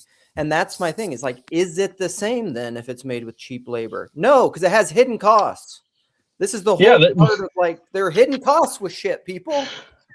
Yeah, so what is that? Like, I'm trying to like help my son understand what it is that's wrong, other than just like, hey, you shouldn't sell things with a Rolex mark on it. Like, for him, that feels like I had a whole conversation on it, so I think he kind of understands. But like, part of it feels kind of arbitrary for him, and he's like, "You're just trying to keep me down because this is a good way that I can quickly buy and sell stuff to make some money." Can I ask a question? Simple answer. Like, how do I describe this? Yeah. Who's asking a question? Go ahead. Yeah. I sort of tying into PVK's point to a question about difference between that and like makeup or sort of what do the customers, like in this scenario, like they know they're buying a fake one, right? Yeah. Yeah, definitely. Totally. There's nothing fraudulent happening. You know that it's not. Yeah, real. yeah. I think I like it. Like the person wearing the makeup knows they're wearing makeup. The person wearing the fake Rolex knows they're getting a fake Rolex. If you were selling something to somebody, telling them it was a real one and it was a fake one, I would have a bigger problem with that. Yeah, that's a whole. Yeah. If Luke or Claire or Jess had their own watch company that it was like a startup, and they're just trying to get it off the ground, and I took your name and I started putting it on my fake watches, that would be really messed up. I just don't feel that bad for like Rolex. Like I feel like there is a power dynamic that naturally plays into the moral equation a little bit, like where they're doing okay, they're going to be okay, and everybody knows this is the fake one, and no one who wants the real one is going to go to the kid selling the fake one. So what it really comes, I don't feel bad for the person buying the fake Rolex either. Like, you're buying social capital that isn't. I think it's stupid. I think it's stupid. I think it's very stupid. Don't get me wrong. I just feel like I wouldn't like if they really thought they were buying like a real like if I was one of those guys from like 95. No one in their right mind would be trying to buy Rolex for $200. It's just impossible. Like, it's right. Yeah, but I mean, I don't believe in like punishing people for being stupid. You know what I mean? I feel bad for people who are stupid, but like, okay. So here's the question then. Like, I don't want my son to be stupid. How do I explain to him like this is just sort of a dumb thing to be? like, I don't want him selling to people that want a fake Rolex. I don't want him buying fake Rolexes. Like this Like, just seems like a engaging in this bad general sort of behavior. just vibe. Use the whole Luke thing about like the hidden costs of the fake one, and tell a sob story about like the sweatshops and everything that went into this fake Rolex. He might Yeah, not. but I'm wearing a T-shirt made from the same sweatshop. Yeah, true. What I would feel like saying to him is something like, I don't want to give, because who I like feel sorry for are the people who want other people to think they're wearing a real Rolex. Yeah. I'm like, I don't want to give you the opportunity to be such a shallow person. You want to trick people into thinking you're wearing a Rolex? Like, Yeah, but please. what if they were like going undercover as like one of these type of people, and they just needed something real quick? There you go. It's an You know? Undercover Cop. That's where. See, I'm not imaginative enough to not be guilty. That's what Grim-Grizz is saying. What's the difference between selling a fake Rolex and selling a Your best argument would be that he's encouraging this like superficiality that is better than him. Like, Yeah. he's better than that. Yeah, I can tell you that. Rillian, you're right. If I'm ever wearing a Rolex, you can be damn well sure it's a real one. Like, I would not wear. I'd die if we're wearing a fake Rolex. What if the person had good reason to get into a specific kind of party that everybody had to show a Rolex to get into the party, but once they were in there, they were on a whole other mission, you know? And like they just party. Are they like a spy or like trying to get a visa? Yeah. Like, I don't understand. Exactly. How many spies are my fake Rolexes? What valid reason would that be? This is the Rolex party. I don't know. I love how we're justifying like a fake Rolex, just like undercover spy stuff.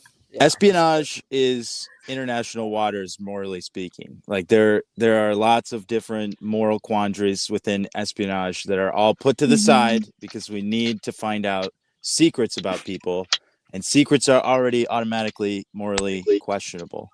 Okay, I'm sorry. Go ahead. No, you go ahead, because I think we could finish this thing. I did want to play off of it, but yeah. Well, like, what if you know people are stupid? You think the whole thing's just like dumb, but you're like, I'm just going to take stupid people's money if they want to pay for it, and I need to make some money, and I'm going to work my way up to where I'm going to buy real Rolexes and resell real Rolexes. But I got to do this to get to that level. But you still got to let them know it's a fake. Yeah. There's no fraud going on. Okay. Oh, that's cool. But that's fine. But you're just like, I need to hustle for a bit. Like Jason just mentioned in the comment, he's like, let your son hustle. Like, I don't want to discourage him. I feel like I already have. But like, I'm just like, and then like, but I'm like, what if he's okay with just selling to stupid people and taking their money? Can you be okay with that? Is that a moral? Like, I mean, I make the way you say it, selling to stupid companies. people and taking them. I don't believe in taking advantage of people's weaknesses like that. The most how you convincing practice argument is how you I've heard play. so far was just like, you shouldn't be like taking advantage of stupid people, which fine, but also like no one in their right mind is buying a Rolex for $200. Like, that's just absurd. Yeah, they're paying a fair rate for the quality of watch they're getting. It's not like there's fraud. You're not like overcharging there. You're not taking advantage. They want to buy a fake Rolex. That's the thing. They want you're right. to buy a fake Rolex.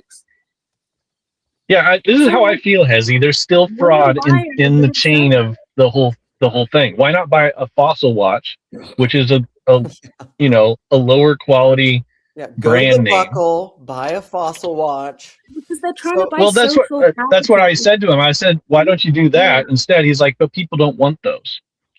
Like, the demand isn't there. Social capital. It's not about buying a watch. It's about buying social capital. Yeah. So, like, willing buyer, willing seller. I don't see the problem in this. Jess, Jess, maybe you should use your The more I think about connection to PVK to get him to wear a type of watch that your son could buy, and then drive the social capital up, and then he could just sell the PVK fossil watch. The PVK fossil watch. I love this idea. Yeah, because I would if just there's have a hard time. icon, it's me. It's Yes. me. I mean, Yes. blue shirts all over the world right now. PVK is about to drop his PVK coin. We can all get it. I would just have a hard time being part of the whole cycle of like valuing these superficial things and encouraging people to spend mad money on stupid things like that. Whoever mentioned that point, I kind of psychologically and morally, that's kind of where I land on it. But if I'm gonna judge somebody else for it, I can't really judge someone else for it if they're being honest about it.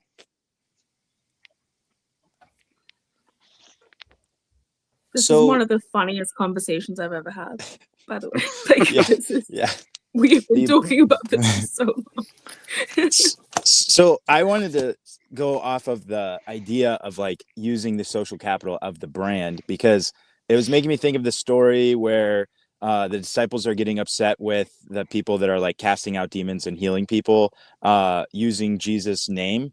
And Jesus is like, yeah, no, that's fine. That's on brand. Like we're with those guys, even if we don't know them or whatever. We're on the same mission.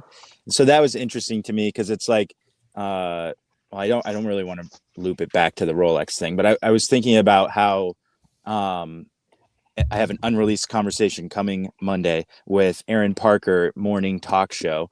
And we were talking about how people identify with groups because it justifies them. Like you feel justified by the group that you identify with. And that doesn't necessarily mean that you are representative of the group that is justified. Like you could be not quite aligned, but you could have the superficial appearance of being aligned, or the fake Rolex of being aligned with this justified group. And that's what was interesting to me. Is like, I think I know a lot of people who are aligned superficially with Jesus because of the forgiveness of sins aspect of Christianity.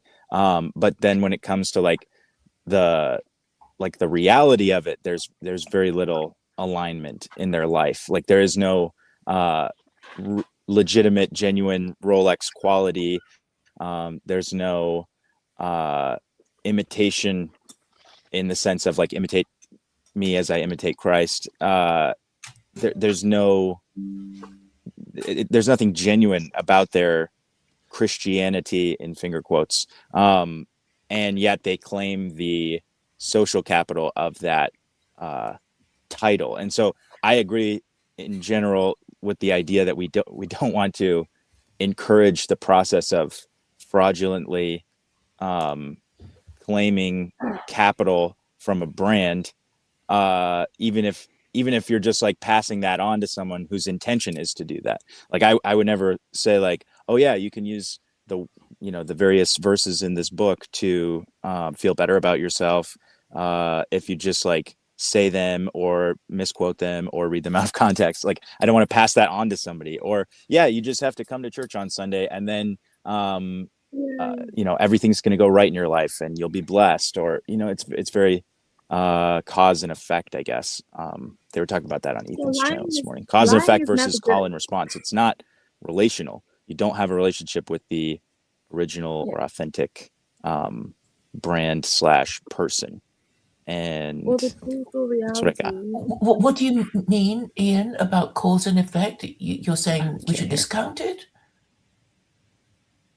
Oh, sorry, Claire. He's gone. Also, I want to welcome. I guess he didn't want to answer. Well, he couldn't hear. He left. He's probably come back. So, Mark, welcome. I want to welcome you. What do you have to say? Plus, I want to give a admin thing. I don't know how much longer we'll go. We'll see, but I'm putting it out there. It's not a long time. Mark. Luke always puts out the admin warning whenever I show up. No, well, it depends on if you say I'm joking because I'm always late to the party. It's my fault. I want to talk about Job's thing because I actually you guys are I don't know how many of you remember the days of Napster and the early days of Napster and MP3 and the downloads. And all the people were saying, you know, the record companies are killing it and they don't deserve all the money. And all I'm doing is taking a couple hundred songs or something. I actually knew a guy who the companies went after individuals because of copyright infringement. And they got him for thousands of dollars. It would have been cheaper for him to buy all the music that he pirated. So companies do enforce their trademarks. With regard to the buying of and selling of counterfeit Rolexes or any product, there's a couple things to think about. Yes, you're buying a counterfeit and you're selling it as a counterfeit. But if one of your buyers takes what you sell, knowing it's counterfeit, and passes it off as authentic at a considerable profit, you're now a part of a criminal conspiracy that is prosecutable in the United States. And it happens. At the very least, you can expect, if depending on the volumes we're talking about as it grows, I mean, typically what people do is they double down on what's highly profitable. So if the young man's endeavor turns out to make him money in a reliable way, he's probably going to do more of it. And then he may be incentivized to expand upon the enterprise and move on to Gucci's or Birkin bags or something. Well, once you're into tens of thousands of dollars of profit, you're crossing into felony territory. And at the very least, even if you aren't caught and you move on with your life and you start making cabinets for a living instead of selling knockoff Rolexes, you still have to worry about things like statute of limitations, and who may or may not turn on you if one of your co-conspirators finds himself in trouble. So I would talk to him about the actual real consequences, just in the most materialistic terms, to your life. We're talking about, and even if, say, you don't go to jail, you may face tens or hundreds of thousands of dollars in penalties and fines. You have a record, which has consequences to future employment. And if you can't pay it all up front, you're now going to be paying, it's going to be taken out of whatever income you have going down the road. It just makes for a harder life. You aren't Donald Trump Jr. You're not going to get away with shit. Well, the average person How old is he? faces consequences. You can very often. He's a high schooler. Yeah, great. So he's young enough to learn. You can go on to Facebook Marketplace right now and search up that there's people selling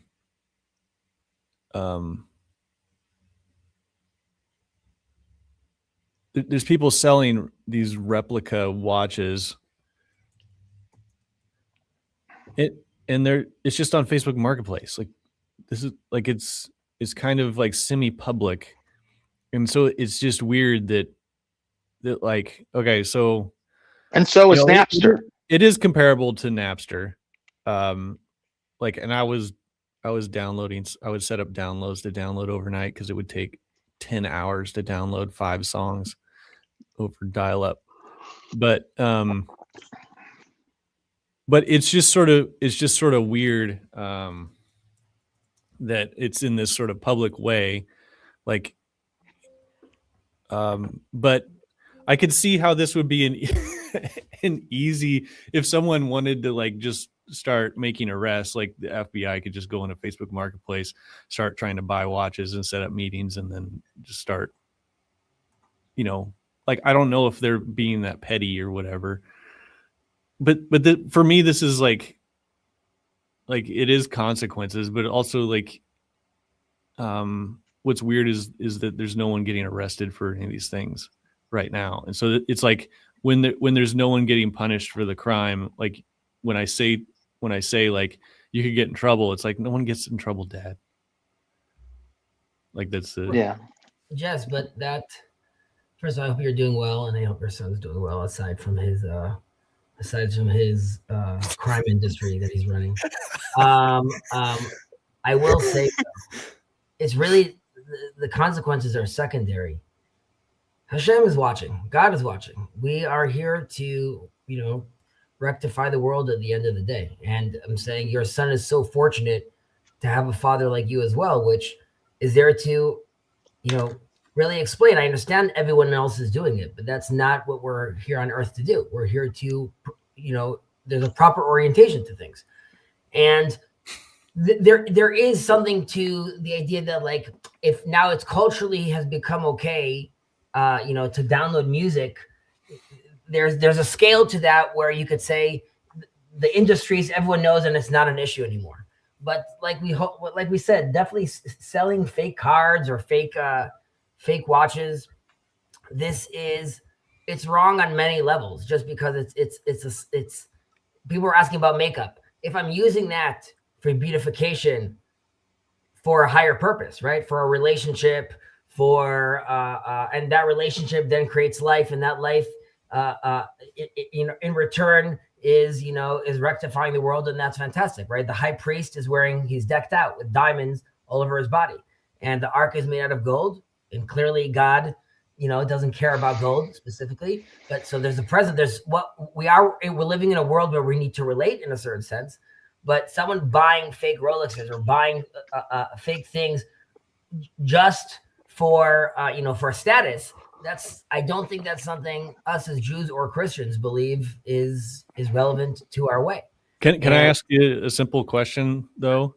My son doesn't see the obvious. He doesn't have the obvious reaction. Like, I feel the same way you do, but when I'm trying to communicate this to him, I can just see that, like, I'm saying stuff that he's not. He's like, Dad, what do you like? It's either arbitrary moralizing or some kind of worrying about consequences that aren't that aren't really real. I think you have to appeal to his better nature. Yeah, Like, so I guess that's my question is, like, how would you communicate it to someone where like this stuff is obvious for me, and I'm like, what did you do? I'm like, this is, but I'm like trying to explain to him like why I have the reaction I do, and part of it is like he obviously, for him it's very tangible, the social capital, the ability to, like, the demand in the market, the way he can, the profit that he could possibly make, like, that's what's tangible for him at the moment. I think you should stray as far as possible away from this is why it's wrong to you can do better. Like, this is how I know you, and this is what you're good at, and this is what else you could be doing, as opposed to you could get in trouble, or it's illegal, or whatever. Well, I tried saying, like, why don't you buy and sell something else? Like, his friend is basically buying and fixing up lawnmowers and then reselling them for a profit, and I'm like, it's just completely legitimate. But and I can tell he's trying to do something that's a little faster and easier, and I'm like, there's no fast, easy money. Like, you're doing this, it's wrong because of these things or whatever. And I try. I guess I'm curious, Hezi, what you would say, like, to your son if he comes home with some fake Rolexes he's trying to sell. By the way, I think that's a great. I understand your question. I want to just articulate it back to you for a second, just to make sure, because I also really appreciate what you mentioned earlier, also just about going towards his better nature. But so that is the ideal, really. The ideal is really to go and say, like, hey, listen, dude, like, not coming and saying it's illegal, it's wrong, but like, you could do better. I agree with that from a certain perspective. However, if I saw my son walk in with like a fake Rolex, right, my first reaction would be, and this relates to you, so it's obvious to you, I would be upset, right? And I would be projecting the anger. Really, I would probably be upset, but it wouldn't be at him. It's really at me not realizing, like, how is something so obvious? This is a fail of mine right now. If you like, what map are you looking at the world through right now that this made it through your filter? Now, giving your son the benefit of that, I'm sure he's a fantastic kid. We see it out there in the world, like you just said. It's like, you know, the status, these things are also around, and no one gets in trouble. And what does the trouble really even mean? And these terms become, they don't mean anything, right? We say, if you look at the dictionary today, the word literally also means figuratively, right? So when you literally break down language, even in that sense, the way he's looking at the world is different than you. Aside from age, I also think it is really more difficult for them to see these lines. And then I do think you do need to focus a little on yes, why this is wrong from a loving perspective, and you should be calm about it, of course. But it is maybe going back to basics and saying, like, let's just break this down for a second.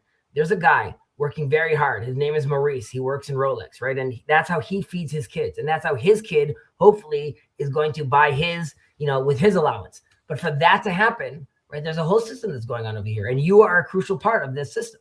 And like, I want you to build and grow and benefit.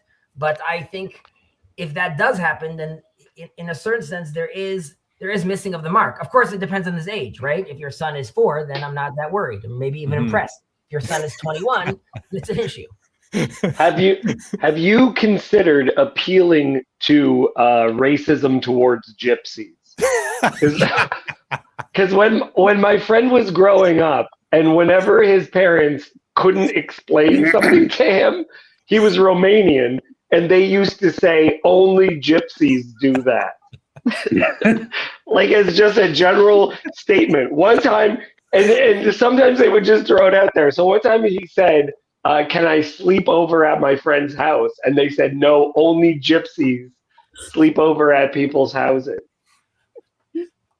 That's classic. I'll have to go, but I do think that as a child, as opposed to a parent, like, I think I'm a little bit younger than everyone else in this conversation, and so I do think, to speak for, you know, my generation or whatever, or especially your child is in high school, so that's young. I think that it is true that it is a struggle of our generation. Well, he's actually a different generation than me, but it's a struggle of our generation that our parents don't understand how, like, completely impossible it is to, you know, like, there were things that you could do a few years ago that you just can't anymore. And I don't want to be, you know, like, whiny, and I know my generation is very susceptible to, like, victimhood. But I think there was a time when you could, like, have a college degree and definitely get a job, and that's not the time that we live in now. So to be honest, there's a part of me that, like, respects his hustle. Like, I kind of do have respect for him trying to, like, make money somehow. It's not easy. And I think that's kind of denotes, like, a enterprising spirit, and maybe there's a way to encourage that in a different way. Like, he's clearly you got to think about downstream consequences. He's thinking ethically and morally and about Hashem, and I think if you can reach the kid that way, great. Parenting's like throwing spaghetti against the wall. You go with what sticks. But my experiences with teenagers is it's the immediate. And I guess what I'm trying to say is he's doing something right in trying. Yeah, you're right. Well, you said, like, for example, selling psychedelic drugs is actually an ethically noble endeavor. Maybe, except that what if somebody has the drugs you sell has a bad trip? and kills themselves or kills somebody else, how ethical Well, is it that's then? how And then what we is do your it. legal liability is in that Would that apply to selling kitchen chain knives? of Selling what? well, frankly, the government's already ruled on that. There are laws about that. You can't be prosecuted for lawfully selling, manufacturing and selling a rifle that ends up involved in an act of crime. This is actually, that's settled law. Because I mean, you could sell a whole bunch of stuff with good intentions, and then somebody uses it for something. You are indemnified. You have liability protection when you're operating within the law, right? And something bad happens in many cases. But when you are acting with criminal intent and break the law, and then you aren't indemnified from the consequences of whatever happens downstream from your behavior. I think there's like a few everything, things. it's how you do it. Like, But that's a legal thing, not a moral thing. You can sell. I'm talking psychedelic drugs legally. That's in all I'm talking about. Oh, okay. 1 second. Yeah, so you can sell psychedelic drugs in a criminal and with bad intent, and you can also sell psychedelic drugs with the intent to help people. I think like this is like everything. Like you just have to be good about how you do the thing. I mean, not killing somebody, but like I've been extremely helped by psychedelic drugs. I don't think that that's. I'm grateful to the people that sold them to me. I think they were very moral in how they did it. I just think that this is just because something is illegal doesn't mean it's bad.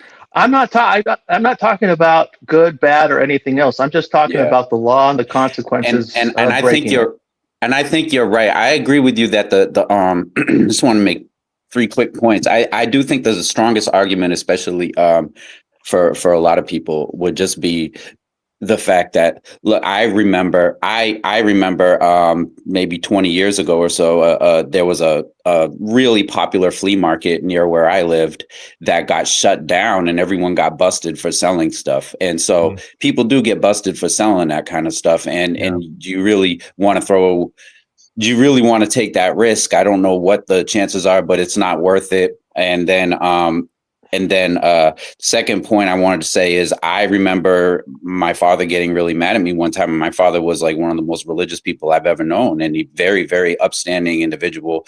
But he got mad at me, calling me too scrupulous because I quit a job at the gas station because I spent all day selling people cigarettes and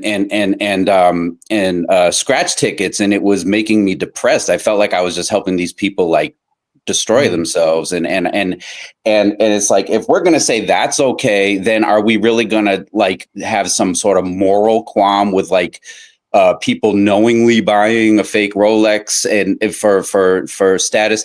And then I personally not comfortable with doing either one, but I do see a potential contradiction there. But then the third point is there's also a little part of me that, even though I wouldn't do it, I know there's also in the world of high status snobbery people, there's a sense of stolen valor that I kind of love seeing people get poked at. Like some people just get mad that you're wearing something that they had to be a real snob to get it, and like and you're over here taking the same credit for having this fancy stuff that they have, but you're not like a real one of us, and seeing people like that get kind of mad with kind of makes me happy. But those are my three my 3 points. I just think if he's not buying, I think you do lead with the moral thing of, you do lead with trying to say, is this really what you want to be about? But if he's not buying that, then you fall back on Mark's point that you could get busted, and it's not worth getting busted. Well, you could get busted, and you could have, if there's a minor, it could bounce back with the consequences to the family. And if Job has, say, equity in home or any assets that um, lawyers are very good at finding money in places, and if they can't get the kid, they can get the parent. And it's never goes to trial. It's always settled out of court, and always ends up costing the little guy the most. So Joseph I would. or Michael, I want to get you guys in here if you have anything. Well, I didn't get. I started halfway through this discussion or whatever with the ethical thing of selling the watches. I don't know how long that started. I don't know, 20 minutes ago, however long I've been listening. It is interesting. I think, I understand what Mark's saying. But it's like, I don't know if what the nature of the culture that we live in is, or there's, we have so many different like cultural frameworks that are smushed together now. Like, if it may be in some sense that doing something a little bit shady is something that will protect you because it means that you are not a really dangerous threat. Like, like somebody who's a true saint, when you get to a certain level of like corruption, the saint is the most dangerous person. If you have a good like virtuous culture, then saints are welcome and people look up to them. But like it's like, what's the difference at a certain point between like paying taxes on something and paying like police bribes or paying the mob? Like, what they're all the costs of doing business at certain levels. So and I mean, I just always think of that, the parables in Luke 15 and 16, when he gets to that, and those are connected, when Jesus is really defending the tax collectors and the sinners that the Pharisees are ganging up on. And what he's saying is like, hey, if you read all the parables, like the message he's really getting at is these people have been excluded from the like mainstream culture, and they found a way to find belonging amongst themselves. And what Jesus is pointing out with the Pharisees was that they weren't really upset about the sins that people were doing. They were really upset because they were profiting off it. That what they were jealous of was the money that they were making. They didn't really care about the danger of engaging in those acts for their souls. And so, I mean, I don't know. That's the thing. It's very hard. These are difficult times to navigate, I think. So really quickly before I go, I live in Nairobi, Kenya. So I think also a part of the disagreement here is literally like I live in such a different cultural context. And an example I always use is like you can't drive properly in Nairobi. It's actually dangerous to drive safely because if everyone's driving dangerously, like you also have to drive dangerously.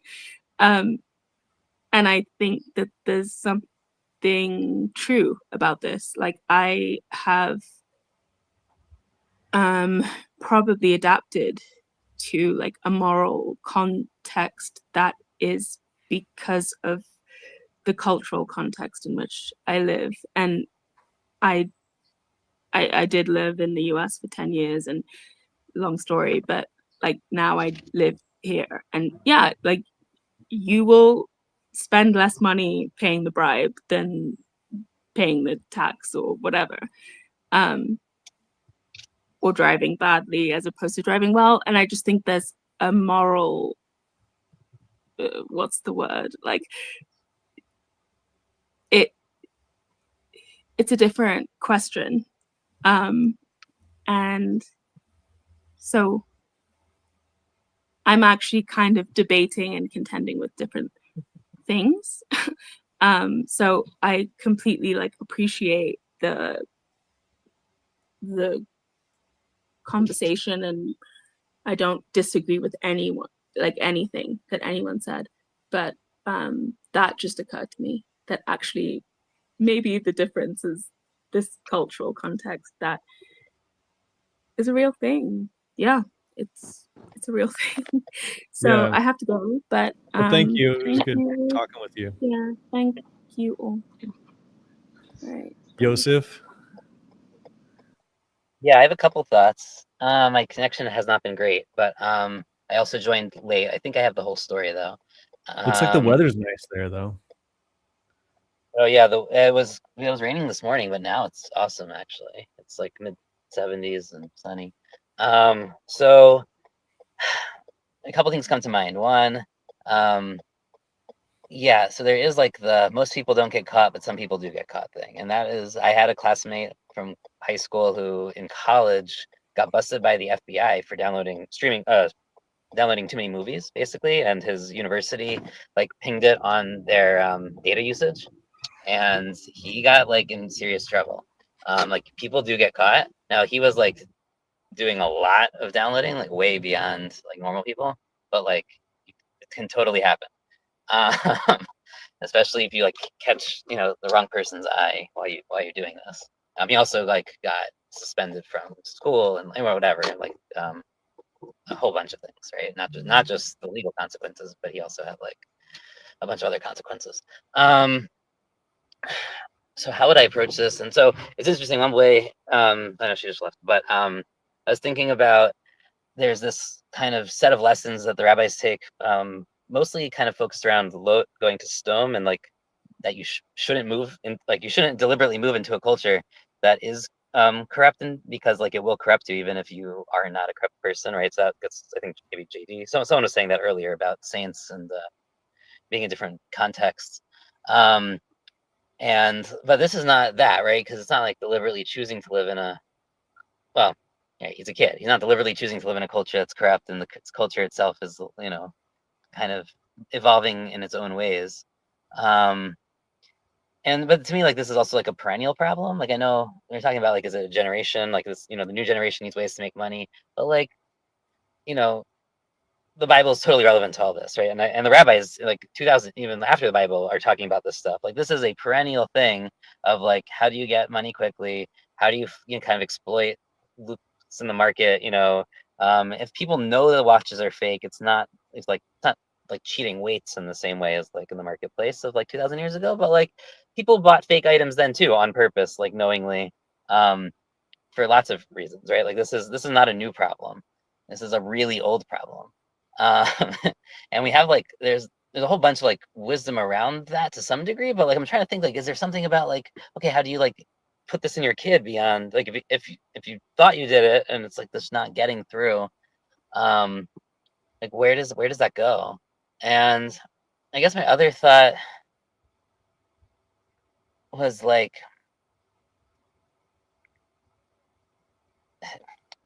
there's another side to this, and it's a complicated side, and it's not going to be useful to teaching him anything. But basically, what ended up happening is there was a bunch of studies on pirating music and movies, and like around, like, especially in the time of Napster, whatever.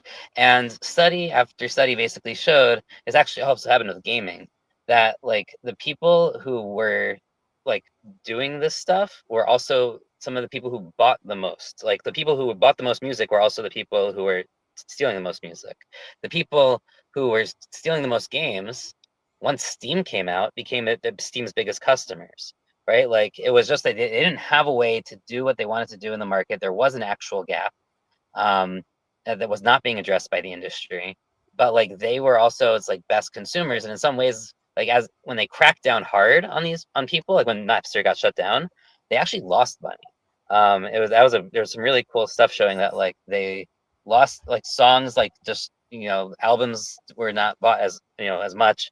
So like there's this weird other coupling dynamic here where like, and this is not true for all products either, right? So there's a question of like which products is this true for, which is it not. Like, are you actually stealing from Rolex by selling Rolex watches, or are you helping build their brand because pirating is actually a form of marketing, right? That was kind of the conclusions of a lot of these studies. Most of these studies actually, they were funded by the industry, ended up getting not published, but you can find them like as unpublished studies that got killed. It's because they were like not interested in hearing that like pirating was good for them, but or they weren't interested in publicizing the pirating was good for them. They were interested in hearing it. They didn't want to publicize it. So like, but this is also part of why like a lot of the crackdown campaigns they stepped back. Like they still wanted some random enforcement, like for people to think that this was still like important, but they also like, we've not had a repeat of a Napster shutdown.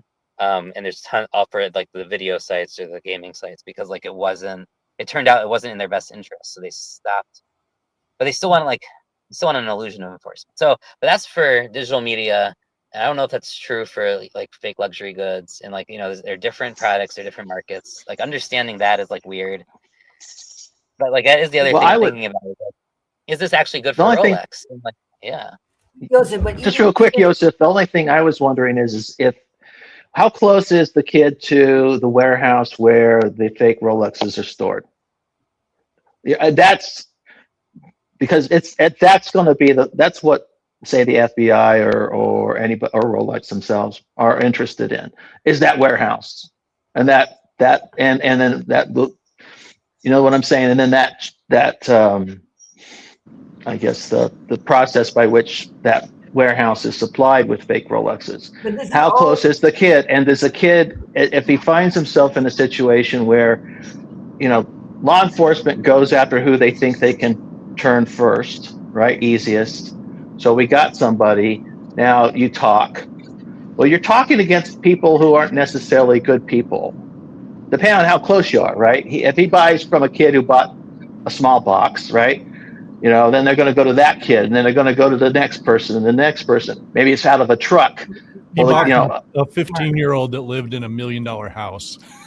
Yeah, but before again, listen, even if, again, from a Jewish perspective, even if the stealing is not really stealing, right? Let's say you could say like it's marketing, you're still lying, right? No, it's definitely immoral, or like it's definitely immoral from a Jewish framework. There's no question.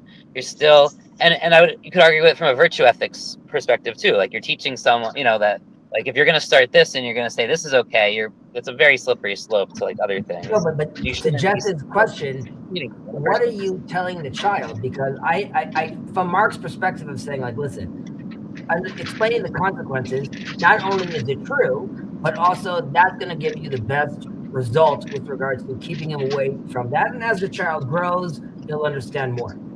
My claim is that while you could also have that discussion, which is like you can get in trouble, even if you couldn't get in trouble, my point is the discussion, like if the child's going out with an operating system that is fuzzy about why that's a problem, that's the issue. Like you have to address why that is stealing. Well, I that's why I said I agree. I think you start with that. You start with that. But if the kid doesn't buy it, you still got to let them know you could also get in trouble, because you know. I would agree with you there, because if you say like I can get in trouble for what you're doing, and show that their consequences are not just limited to them, they're not just making an atomic choice, but a choice that affects their whole family.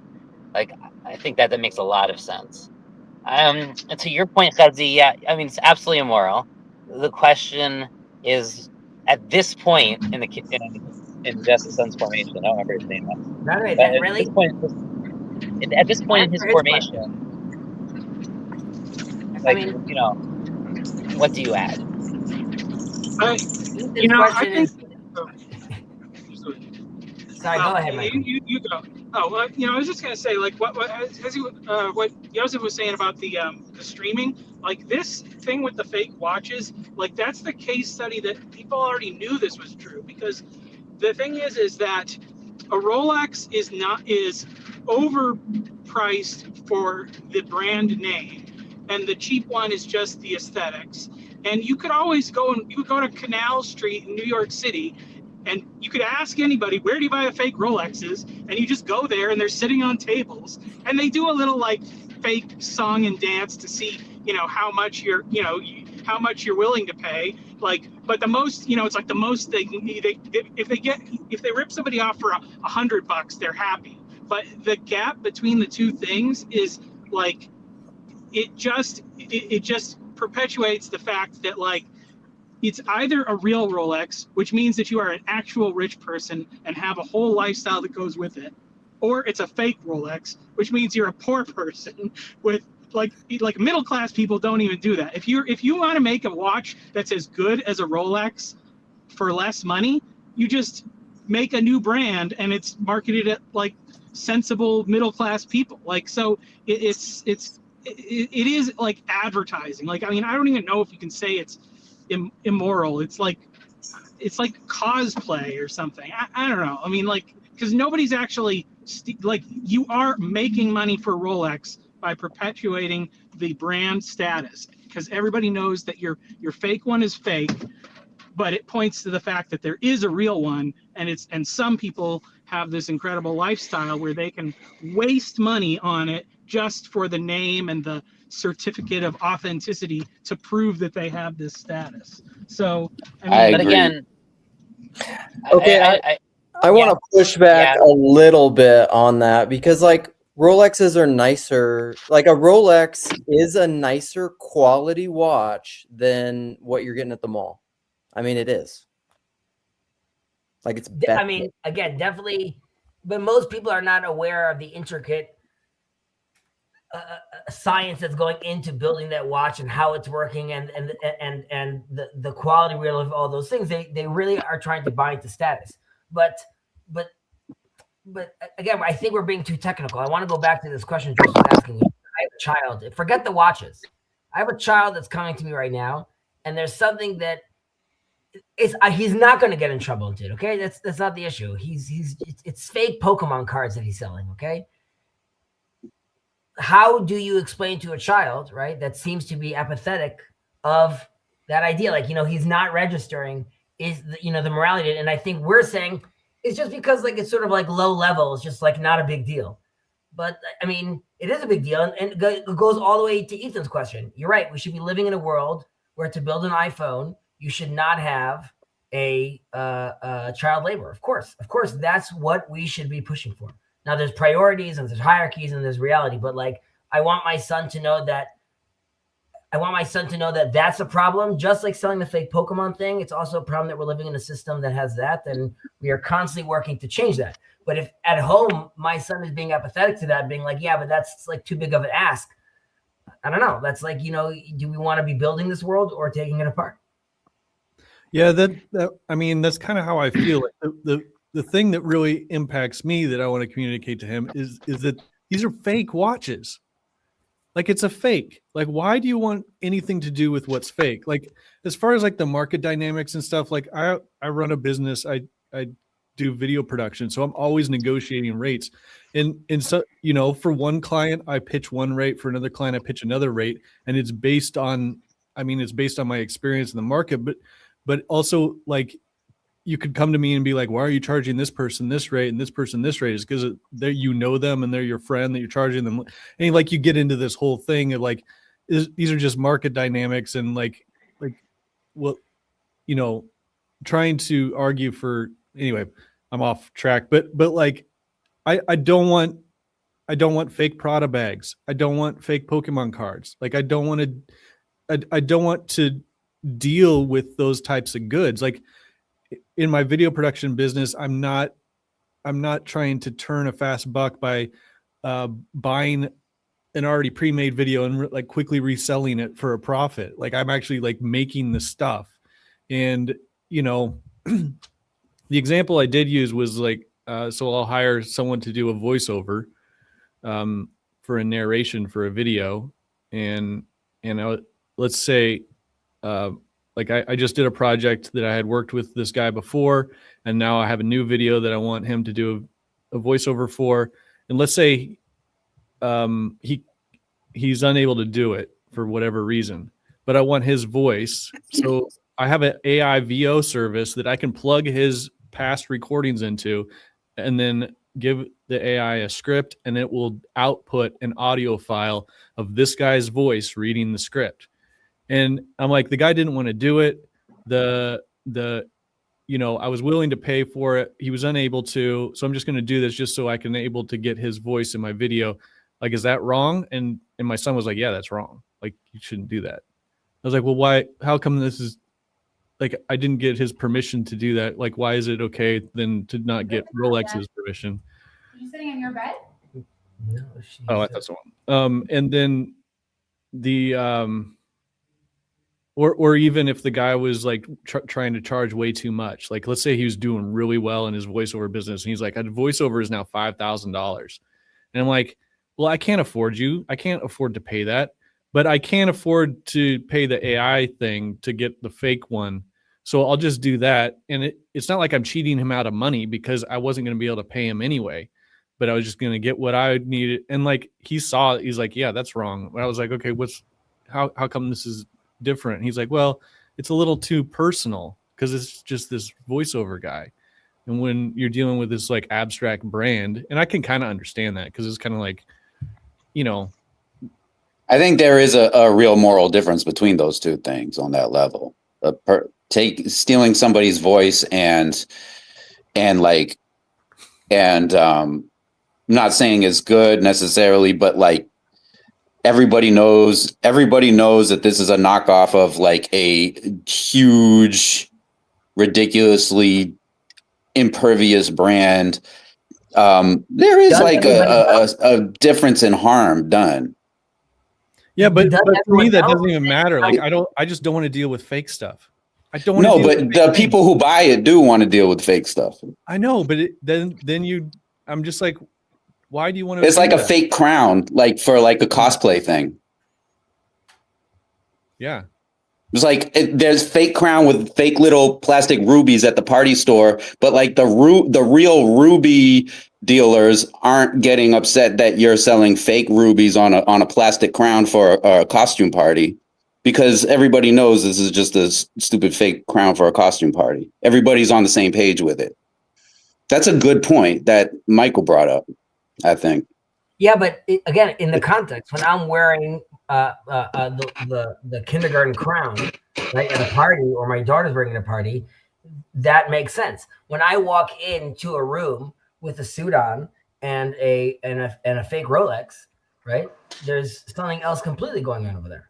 And well, in that case, you're hacking people's little status radars, and I think that's good. But right, but yeah. I would disagree with that. It's just as far as like being deceitful, even if it's for a good cause. Right? Like, no, I just like seeing people who judge people like that get deceived, regardless of the cause. I think you guys are right. Like I mean, the whole thing is like, even what is the watch? People, they used to be things people needed to tell the time. Nobody uses them for that anymore. It's purely a status thing.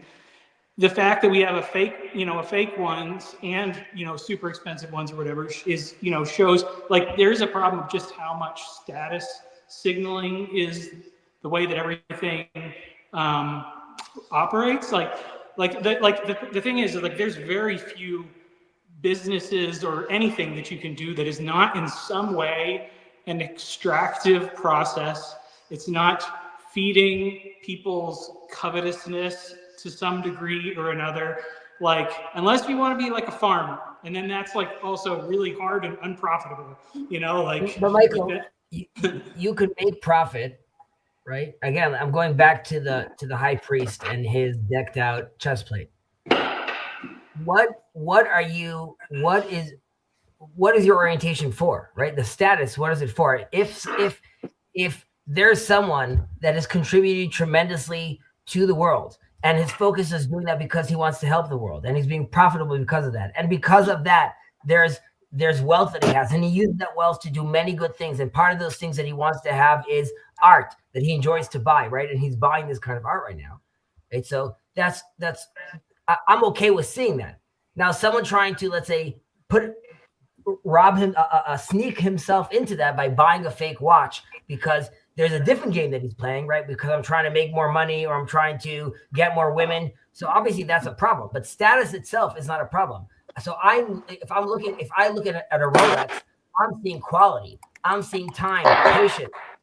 There's even godliness in it, the way it's being worked on.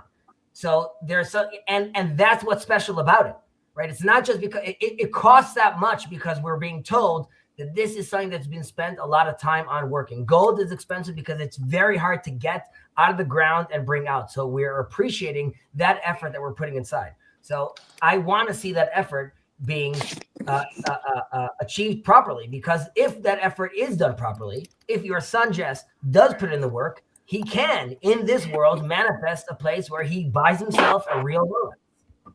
All right, I gotta play Streamhost, and I want to welcome Trapezius and Jason back, because Jason wanted to talk about magic again, because he said this was reminding him of magic. So I don't think it'll be a total distraction, but eventually, I know we're doing a lot. I think we can weave it all in. We could talk about too. Well, maybe we'll just drop the judgment and judging Adam Lanza and wishing he were never born. But yeah. So magic, Rolexes, fakes. I appreciate, Chezi, that you said status isn't. I don't know. I have more annoyance with people who can't afford Rolexes, who want to buy fake Rolexes, than people who can afford Rolexes and buy real ones. Like, yeah, me too. Or people I have maximum annoyance for the people who judge people based on whether or not they can have a Rolex. Yeah, that's annoying too. Sure. Yeah. So like if a person walks into the room and the crowd is like, ooh, they have a Rolex, and you're getting one over on them, I think that's pretty cool. All right, Trapezius and Jason, what up? Talk to us. You go first. I went outside because the alarm was stuck on where I was working. It was not allowing me to work. And then in the line of work that I do. And as soon as I got out into my car and you asked me to start speaking, I hear it finally shut off. It was going nonstop for like 30 minutes. So now I got to go back. But before I go back, I would like to let everyone know that this conversation needs to center not on the magical and the inarticulable, but on the quantifiable, on the economic, Thank you. on the socio-political, Yeah. and especially on the topical, like what's happening right now. Yeah. Will AI open the Strait of Hormuz? Will and then like and everything that we quantify, it has to be quantified in terms of tokens, right? Because tokens is the metric that quantifies everything. Like everything that you see in front of you Sleep tokens?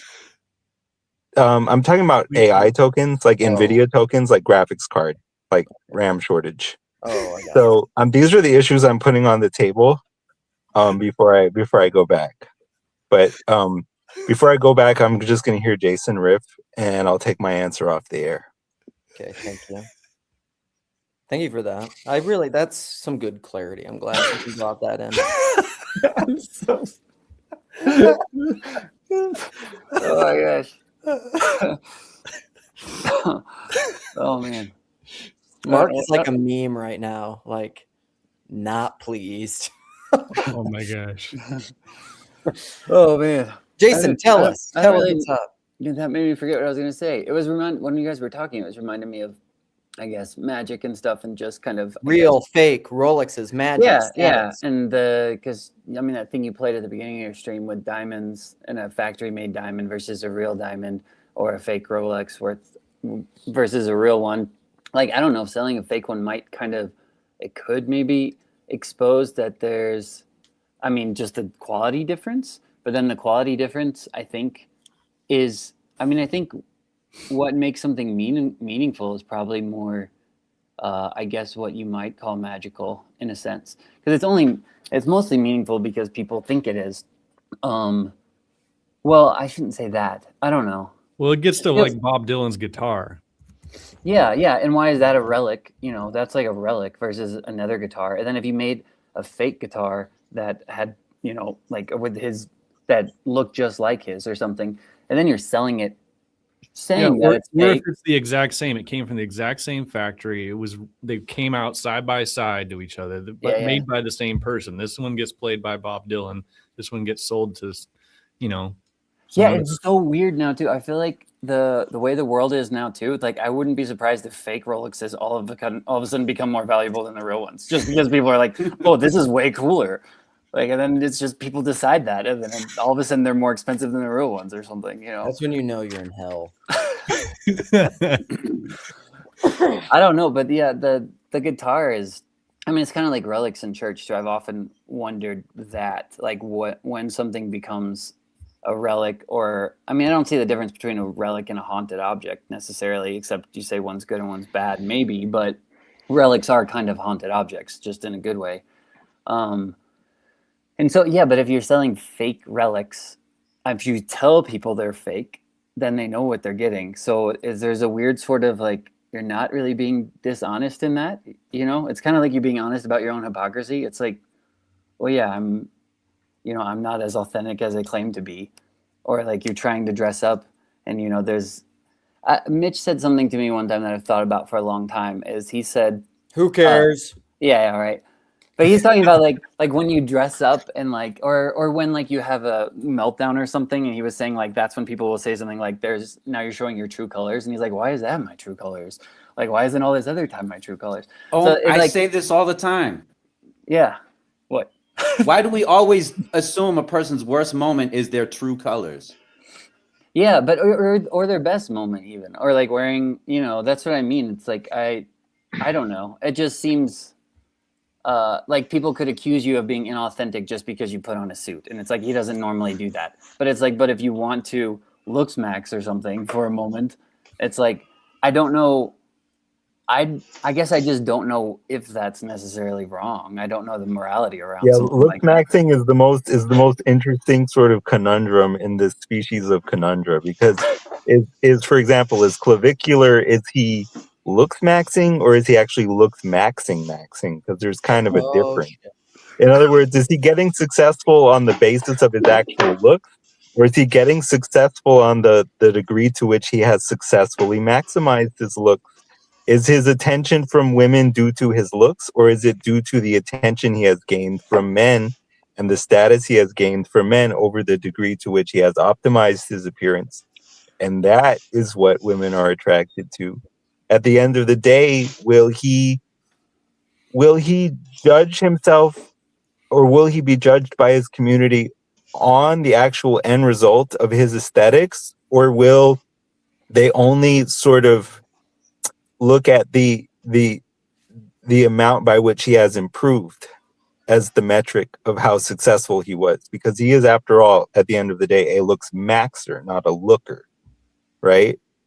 And so it's kind of like a thing of like the genuine article, and then the thing whose value is sort of derived in terms of the genuine article, and that itself now possesses like a kind of questionable or fluctuating superpositional value. It's like you don't really can't tell what it is or what it's worth, because if it is what it is, then it isn't, which makes it what it is or something, you know. I'm talking about this kind of stuff. Also, I'm a looks maxer, in case you can't tell. On that point, Look at Cal. Look how beautiful he is. He's clearly broken every bone in his Yeah, face. multiple exactly. times. Exactly. Okay, Mark. No, sorry. no, I'm just curious. I was thinking that kind of inverted a little bit, and to say, if I worked in leather, I know how to do it, and there are these things called Birkin bags. Your wives probably know about them. You guys probably know nothing about them, but they're basically $30,000 to $50,000 purses. Some of them even go for more, right? A purse, $50,000. And I was looking at these things and going, as a leather worker, okay, sourcing maximum, I could make an authentic, almost perfect duplicate of a Birkin bag, and probably because of 3D printing and all the technology out there now, probably come up with a perfect facsimiles of the hardware. So every little detail, I could probably make a perfect, full, high quality Birkin bag for less than $2,000, depending on the height. Going absolute premium, it would work just like one, last as long, do all the stuff, but it wouldn't be but Wouldn't be a Birkin bag. Now, if I sold a really high quality purse with really high quality materials, the most I could get for it is maybe, the value of the materials plus a little bit for my labor. If I sold as a Birkin bag, fake, still fake, and charged somebody $50,000 for it, here's my question for you. What would you guys think of me as a person if that's how I made my living? And you knew about it. It's an open secret between us, but you knew that I make really high quality fakes and that's how I pay my bills. What would you think of me as a person? This kind of goes to the curricular question. Yeah, It depends on who you are and where you're standing, what you've been through. It's I don't think God at the end of the day does judge anyone. He steps back. If you push him out of the way, then you're forced to judge yourself. Everyone at the end gets judged. I'm asking you what you would think of me. I'm not even judging. Just what would you think of me as a person? Well, in other words, what I think is not absolute and independent of that person's experience and what they've gone through, because it's going to be a question. Yeah, I mean, if they've had this absolutely hard life, where they came out of an environment where everyone's killing each other and selling drugs, and this person learns an honest trade and is a kind of honest liar in that sense, and he's made something of himself. I'm American bourgeois. I'm American bourgeois. I drive a $70,000 car and I live in a $3,500 house. Mark Parker. Well, yeah. In other words, I would think it's problematic because, if I said that, I can think of a word that is so much more iconic of what a table is. It is so much more tabular, if you will. The fact remains that table is the socially agreed upon word for table. Socially speaking, it has the value of table. Socially speaking, whatever has the Gucci tag is only that which is Gucci. It's Gucci. All that glitters is not Gucci, as it is said. Yeah. And so it's the same thing. The Birkin bag is not a Birkin bag in virtue of its quality. It's a Birkin bag in virtue of its having a socially agreed upon value. I think the part that gets weird for me is where I relate to Jess's son is, Mark, if you were selling them, if you were making fakes and selling them advertised as fakes, and not trying to trick people with it, and you're well, these are total, yeah, these are fakes. So I'm not 100% legitimately fake. Yeah, that's authentically fake. I think that's where authentic fake handbags. Yeah, I think that's where the morality of it gets murky for me when I'm thinking about you're honestly giving them something with which they will deceive somebody else or something like that. Yeah, but is someone harmed by the by the belief that someone else possesses an overpriced luxury item? Right. The more I think about this, the more I'm becoming for it. Say that again. Because I think there's some value, some actual positive moral value in undermining, undercutting, and chipping away at these materialistic ways that people measure each other. And if there's a way to just sort of take all the steam out of that because nobody knows if this is a fake or a real, God bless you, and the fact that everybody knows it's fake anyway, nobody. The more I think about it, I just think the biggest issue is you could get in trouble, and I don't want to see people get in trouble for that. Yeah, but I feel like this gets back to Hezzy's point. Are you building something, or are you subtracting? And that's a subtracting action, going in and I like that whole vibe of taking the wind out of some of these blowhards or whatever. That's a fun idea, but also it's kind of just a subtraction game. And do you just I'd rather build something. Some of the best music is found in the negative spaces between the notes. You have to pull back sometimes, Sure, you have to pull some things out. Huh. You could do it. See, if I was making the purse with my own brand, I can take pride in it and I would feel good about what I was doing. Mm-hmm. If I was making the purse to put somebody else's brand on it, even if it's illegal, say I'm doing it legitimately, I would feel less good about what I do. But I might say, okay, too. it's a job. It's a job. I'm basically like a ghostwriter for a purse manufacturer, right? But if I'm 2 steps removed from the thing that would give me pure joy, that is making the purse, making it look like another brand, and selling it as that brand in some fraudulent way, I'm now in the realm of self-loathing long term. I'm going to hate what I'm going to do. I'm going to hate my craft. I'm going to hate myself ultimately. And I've learned that I don't like going there. And so that's all the metaphysical hoop jumping doesn't solve that problem for me. Well, let's assume that this isn't what the person does for their inner sense of fulfillment. This is just something somebody does just to make money. Let's say you're not trying to like, is it better than selling cigarettes? Yeah, but let's say you're not trying to sell purses. Let's say you're trying to do performance art. Can you do this as a performance art action? Well, I'm gonna go sell. You guys are so creative. You blow my mind with your metaphysics. Well, here's what I would say. Mark's totally right. What he was saying, like, and I think that's the natural way. Is like if somebody has the talent, like, because all of these luxury brands became luxury brands because they were the best, but then they had this inflated value because of the whole social thing, which is a game. And so then it's like, oh, well, anybody who's good enough to make a quality replica would, for most, in a healthy working society, economy, whatever, you would much rather put your own name on it, maybe put your own spin on it, try to, make some slight unique aspect so that people knew it was you'd want it to stand apart. And then because the value would be in quality. But if the value is not in quality and it's only in a name, then you have you have an incentive, because if you're talented like Mark, your profit's not going to be, twice what you spent to make it, but 100 times what you spent.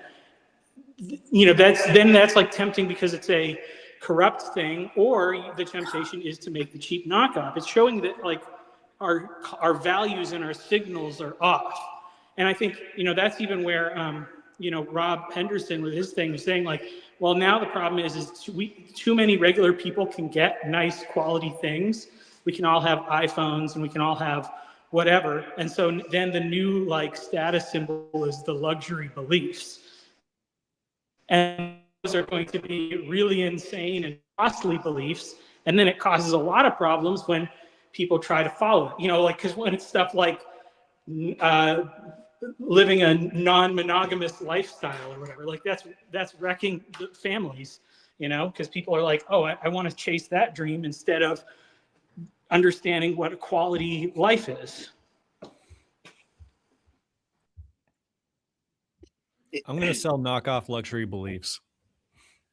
But okay. I mean, yeah, let's close that. We're going to close out because we got to move on with our day. So we're going to do final words, but somewhat that luxury beliefs, or even to me, you can do that. That is the lie sometimes of self-identity or confessionalism, or because we can do this with anything. We can do this with doctrine too. That's essentially what you're doing. It's a virtue signal.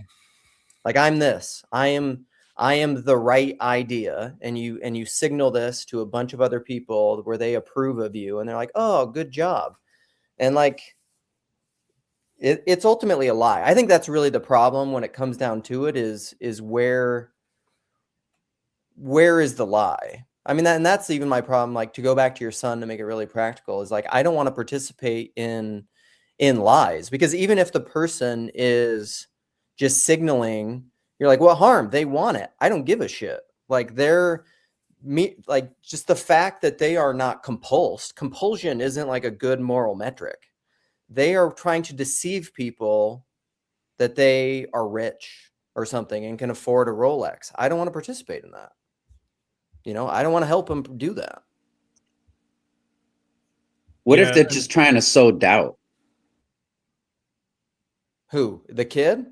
What if everyone just starts selling like a bunch of Rolexes to sow doubt, so nobody knows who has the real Rolex, so nobody cares anymore? That's more punk. I'm kind of cool with that. That's what I'm thinking. Well, yeah, that's kind of what I was joking about the performance art. Yeah. Of it.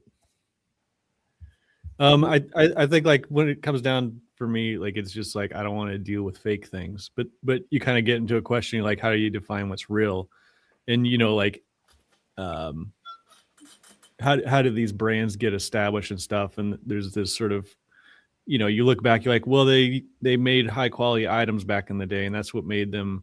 Maybe they were making, but there were lots of people making high quality items. What made them stand out? And maybe there's a lot of, they knew a guy who knew a guy who knew a guy, and then, or they got lucky at some point. An actress held their purse at a certain event, and the reason why she had it is because it was a gift from her mother. Like, other than like, how do you calculate that? Like, you don't, you know. And so these games are all being played. You know, I watched a clip of Kanye West. I don't know when it was. I think it was years ago. He doing some fashion stuff. He set up a photo shoot, and this is how it looked. Basically, he set up the photo shoot, but there was no photographer, and so he had the model there wearing this like outrageous outfit on this white background or whatever. And he went outside because there's paparazzi, and he said, "Hey guys, come in here." And he got the paparazzi to come in and take pictures of his model in the outfit. And he like told them, he's like, hey, make sure you frame it like this. Make sure you don't get the side thing, the lights or whatever. And then she posed and did the thing. And then he's like, all right, get out of here. And he didn't have control of any of the process. And the paparazzi are kind of these like scummy characters that are, you know, trying to get photos to sell or whatever. And he's like, he just invited them in knowing they'll distribute the photos. And he's like, I don't have to deal with any of that. Now it's such a, that's how do you play these games or whatever? Because like would I say that it's always wrong to wear a fake Rolex? No, there's probably legitimate reasons why. There'd be even like cool reasons why, like you try to undermine something, or you're trying to make a comment, or you literally need to get into this event and you need to have a certain look, and this is how you can afford to look this way, and it's for a higher purpose or whatever. Like there's all kinds of ways, but like I don't know. So here's a question, because you're a creator and Mark was talking about making stuff, and I'm a creator. I bet a lot of people are, like, we create different things. You, on something that you actually put your heart and soul into, would you be okay with having somebody else's name on it that will take it further and allow more people to enjoy that thing? Okay, so here, because I want to keep the thing with the final words, I'll respond to that and give my final word. So I think what that makes me think of is, and I've mentioned this before, but I think it's a great example of this. So Jack White was talking recently of like Seven Nation Army and how that song has become, like, it's transcended him. It's become folk art. Like, people hear it on football stadiums and at basketball games and stuff, and they don't even know it's him. It has no association with him, but they know the song. And so, like, his song has become not his. And in that sense, it's almost the greatest compliment, because it's like, it will exist way beyond people know about Jack White. People will know that song probably. And so in that sense, like, it's kind of, it depends somewhat, like, there's some quote where, like, you can either get what is that? I think Sarah's in here. She told me this. I think, like, one of her friends said this. You can either get credit or you can get I think it really depends on what you're trying to get with it. Like, in my opinion, I guess I'll close with this. I think, like, capitalism messes a lot of this up. Because it's that's where you like you can only sell something in name only in that medium, I think, because otherwise people aren't going to care. All right, that's my last word. I'm not going to remove myself, but when you get down, who wants to go next? I will real quick. All right. And then I'm out. I remember my last word, a story. About 40 years ago, I knew a guy who, 40-year man in his 40s, very successful mechanic, big shop, lots of business, elder in his church, all that sort of good stuff, pillar of the community. But he developed a taste for trading in stolen tools and auto parts. Ultimately, he got somebody's attention because the cops performed a sting, and it cost him everything. Cost him his business. I don't remember if it cost him his family or not, but these things work out that way sometimes. I don't know if he ever did any real jail time, but that's what it cost him. His reputation and his business. And the thing is he's forever. That's what he's remembered for. I'm not talking about immediate family, but the rest of us who knew him, that's what he's remembered for. And I wouldn't trust him again to do a decent, even if he is good. I just, and so when I'm talking about, so this goes to kind of Hezzy's thing and stuff about formation and the kind of person you are. Is clavicular ever going to be anything other than clavicular? How is he? Ultimately, I assume he will escape that image. But, why do you want to waste decades of your life trying to escape a former self you could have just focused on the true authentic person and being a high quality person out of that, as opposed to trying to cheat the system. Life's tough for everybody. It's hard to pay the bills. That's it. That's my last word, Luke. Thanks for letting me play. Absolutely. Thanks, Mark. We'll see you later. Yeah, just try being handsome. Just try starting out handsome. Okay? I'll go. Okay. This whole thing just made me think of something, and it goes to what Luke was talking about the RZA thing too, the whole real thing. And my grandfather, one of his favorite hobbies, he loved to race cars, and he had, when I was a little kid, he had an old, broken down, beat up Austin Healey.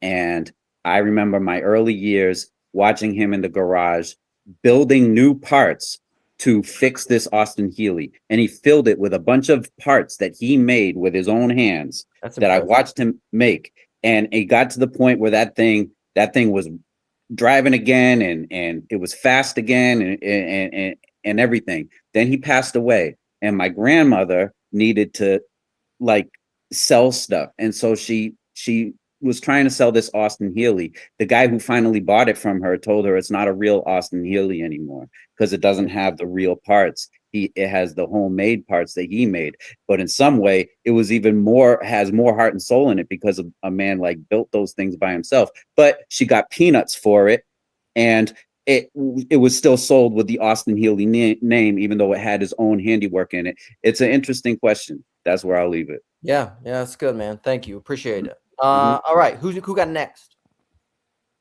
I'll go. I'll go. Here. Oh, go ahead. Okay, I'll say yes. For the people who are making things, it's important to resist that temptation to, once you establish credibility and integrity, those are your most valuable things. And there may be opportunities where you can trade that in for a profit. And, I think that is the problem, is that so many people have done that, just in every aspect of culture. Religion does it, everybody does it, brands too. So it's resisting that temptation is important. And then on the consumer side of the thing, it's to not just be conscious of how you are falling into mimetic desire or covetousness. It's delight in the wife of your youth. May her breasts satisfy you always. Amen, brother. That's a choice you make there. And it's a lot easier if you're not always comparing to what you have to other things. So nice. Thanks, buddy. Magic Man, close us out. I don't got nothing. I love Come you. on. Something. Give I us. said I love you. What more do you want from me? All right, that's good. All right, All right. that's all we need. No homo. Okay, no. Well, little, little homo. All Let's go with what kind of a media? What are we closing out on? Let's do let's close out on some Chad or narcissism. Chad. I don't. Chad. Let's do it. I don't think I've seen that one actually. Okay, here it is. Goodbye, everyone. Meow meow. Thanks for coming. As I was walking down the street, a billboard caught my eye. The things that were upon it would make you laugh and cry. The board was torn and tattered from the storm the night before. The wind and rain had done its job, and this is what I saw.